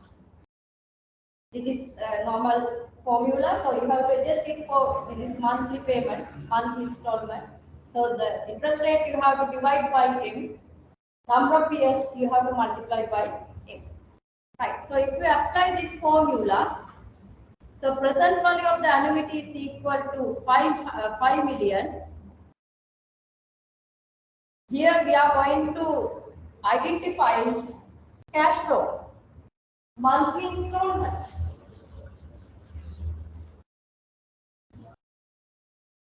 Right? We are going to work out monthly installment.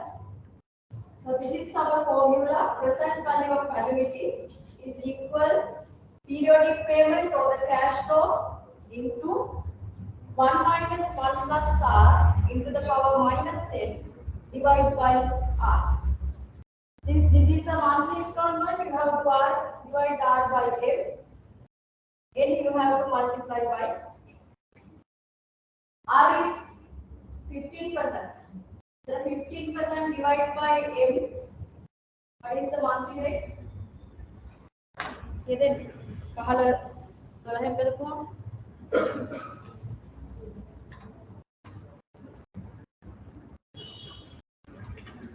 divide by 12. 0.00125. So this is the monthly rate. 0.125. So then this is equal to 5 million. 5 million is equal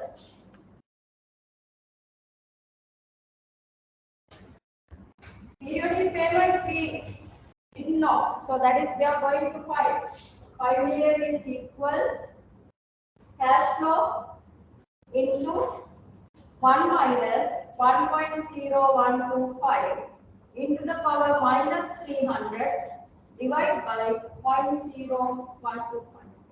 Solve this for the cash flow. So you have to solve this for cash flow.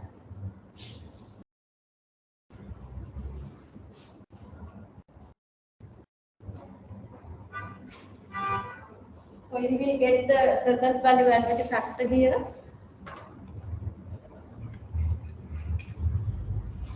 One minus 1.0125 into the power minus 300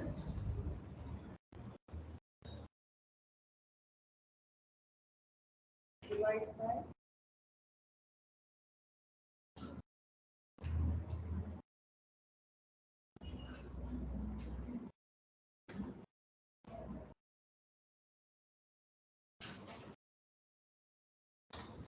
78.07 factor. So you get present value interest factor relevant to this example 72.07. Right? So factor here 78.07.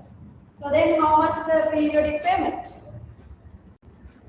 Your periodic payment will be 5 million divided by this factor. 64,041. So monthly you have to deposit 64,041. This is your monthly installment. Okay? Did you get it? Are you done? Maybe you are done. Someone thought that we back at the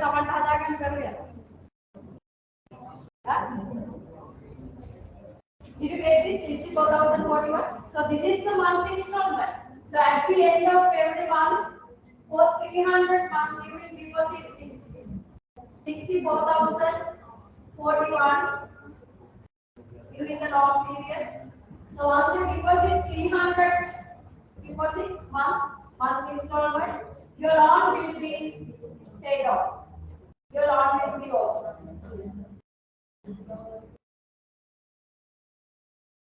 Right? So this is how the bank is calculating your main installment, applying this present value annuity factor. So this is the way of calculating the installment. Any question? Are you okay? Right. Now part 2. What will be the loan balance outstanding at the end of 4 years? What will be the loan balance outstanding at the end of 4 years? Suppose that you have paid for 4 years. 4 years mean how many installments? Point 12, 48. So you have paid 4 years the loan. So you want to say set off the loan. So how much will your loan balance? Loan outstanding balance at the end of 4 years. Another application, how to calculate it.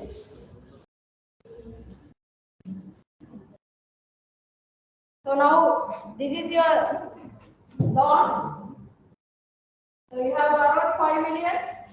Your monthly installment you have calculated 64,041. Now you have paid for the 4 years. Say 4 years here. So that means 48 installments you have paid. So how much remains to be paid? Huh? Now 48 you have paid. You have paid. So then how many installments remains outstanding? 300 minus 48. 252 is there to be paid. 252. So how much the loan outstanding balance to be here? අවුරුදු 4ක් loan එක ගෙවලා දැන් කොච්චරක් තව ගෙවන්න තියෙනවද කියලා you want to identify. So how much the outstanding balance after the 4 years of payment? What you have to do? Huh? So what is the application? How much the outstanding balance? What is Yes? Makata karan?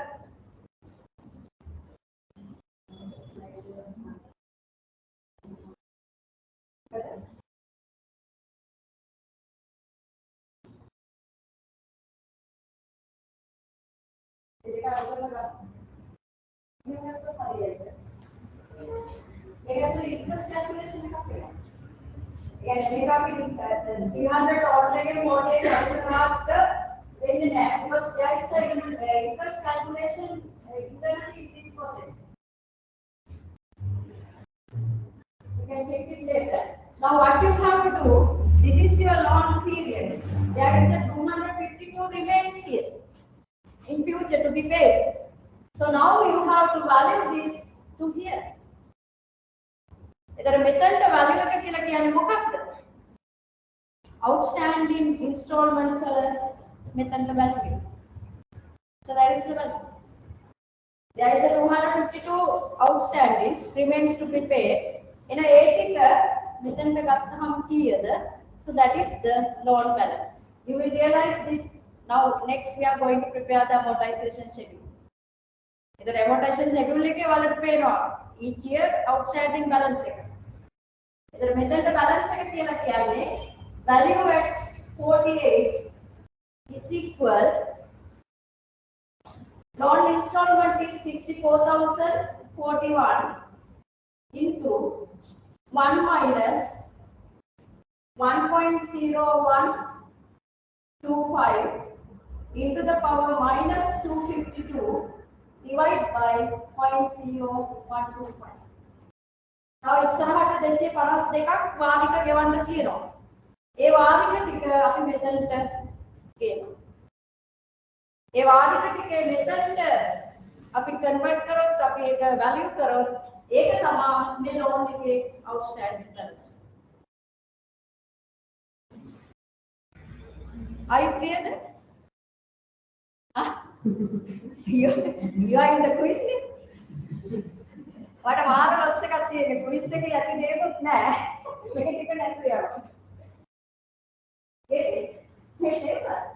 Well, for the exam, you will have a question like this, right? Or a funny correct. A lot outstanding. Abhi to how दहा लाख हुआ.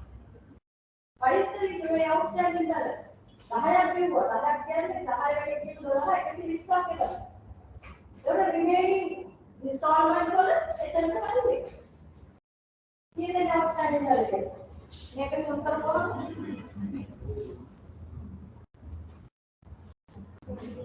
4,800,000 4,800,000 4,800,000 4,000,000 4,800,000 400 अर्धा subsidy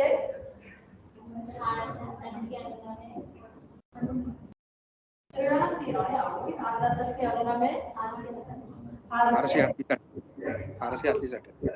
4.8 million is there. 5 million borrowed. You have borrowed 5 million. So you paid only the 48 installment. So remains, this is the outstanding balance. If you are going to set off the loan, so you have to pay 4,899,448. In order to set off the loan, you have to pay this after 4 years of time. Calculate after 10 years of the payment. What is the outstanding balance? Now you have paid for the 10 years. This is 25-year loan. Now you have paid for the 10 years. So what is the outstanding balance?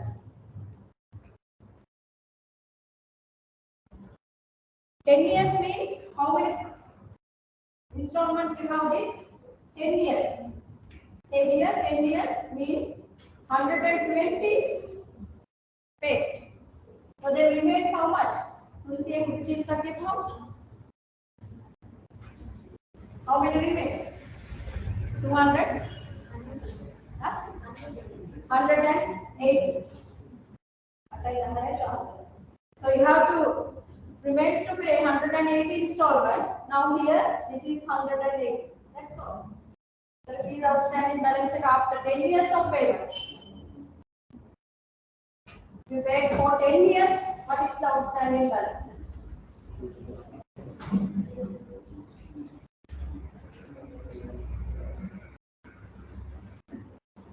Okay.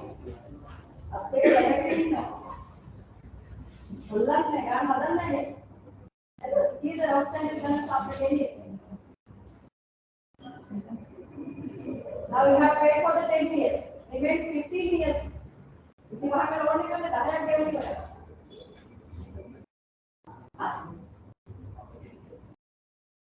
You know, I will show you the advertisement. So that is the interest is calculating on the reduction that.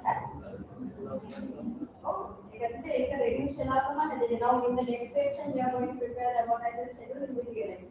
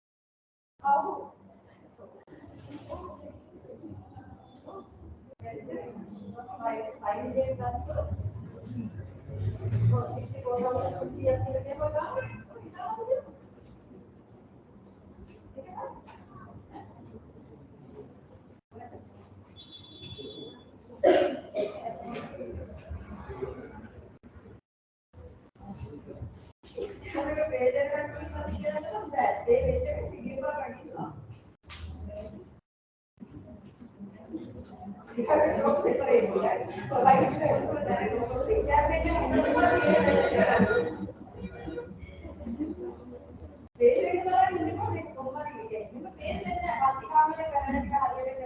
because my favorite from all places of the discussion here. इधर मेरी practice करवाना, इधर video हाज़र वाला. मैं नाम पर सिद्धर मेरा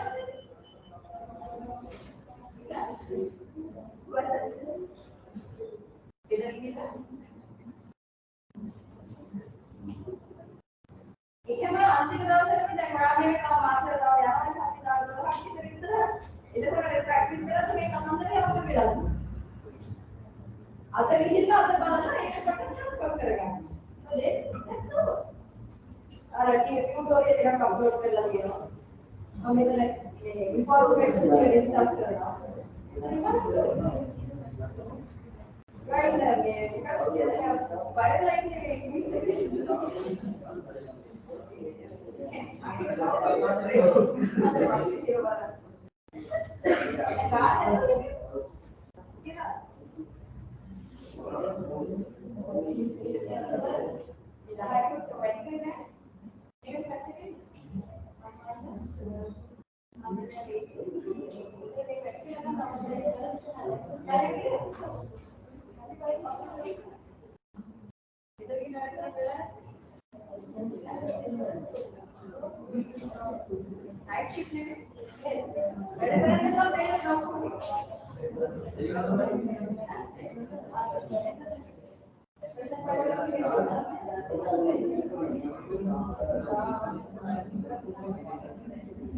night shift right.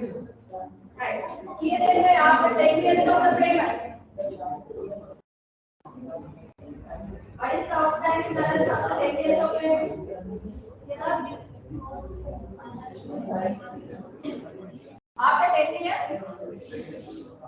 After 10 years of the payment, what is the outstanding loan balance?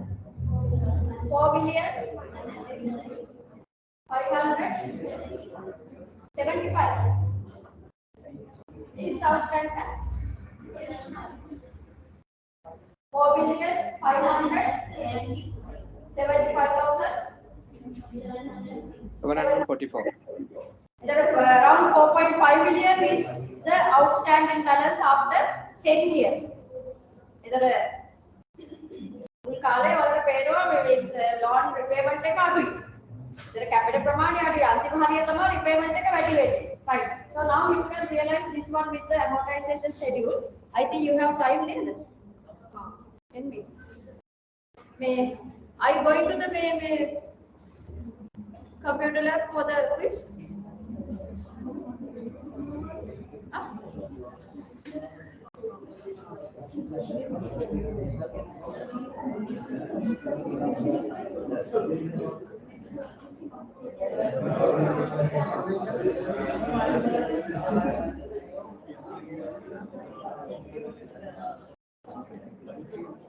So now we have 10 minutes for until we have gone. So when you are coming to the next lecture, right? Because I'm going to finish this one. Now we have only the application. So you may come up with all the calculations. There are certifications there. So you may try to do them right at your home, right? That is one of the balance so that you will realize when we discuss here. Okay, that is the process. So then you may yes,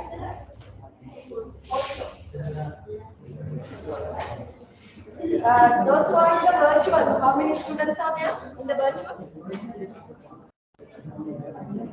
You can attend the quiz by logging to the LMS.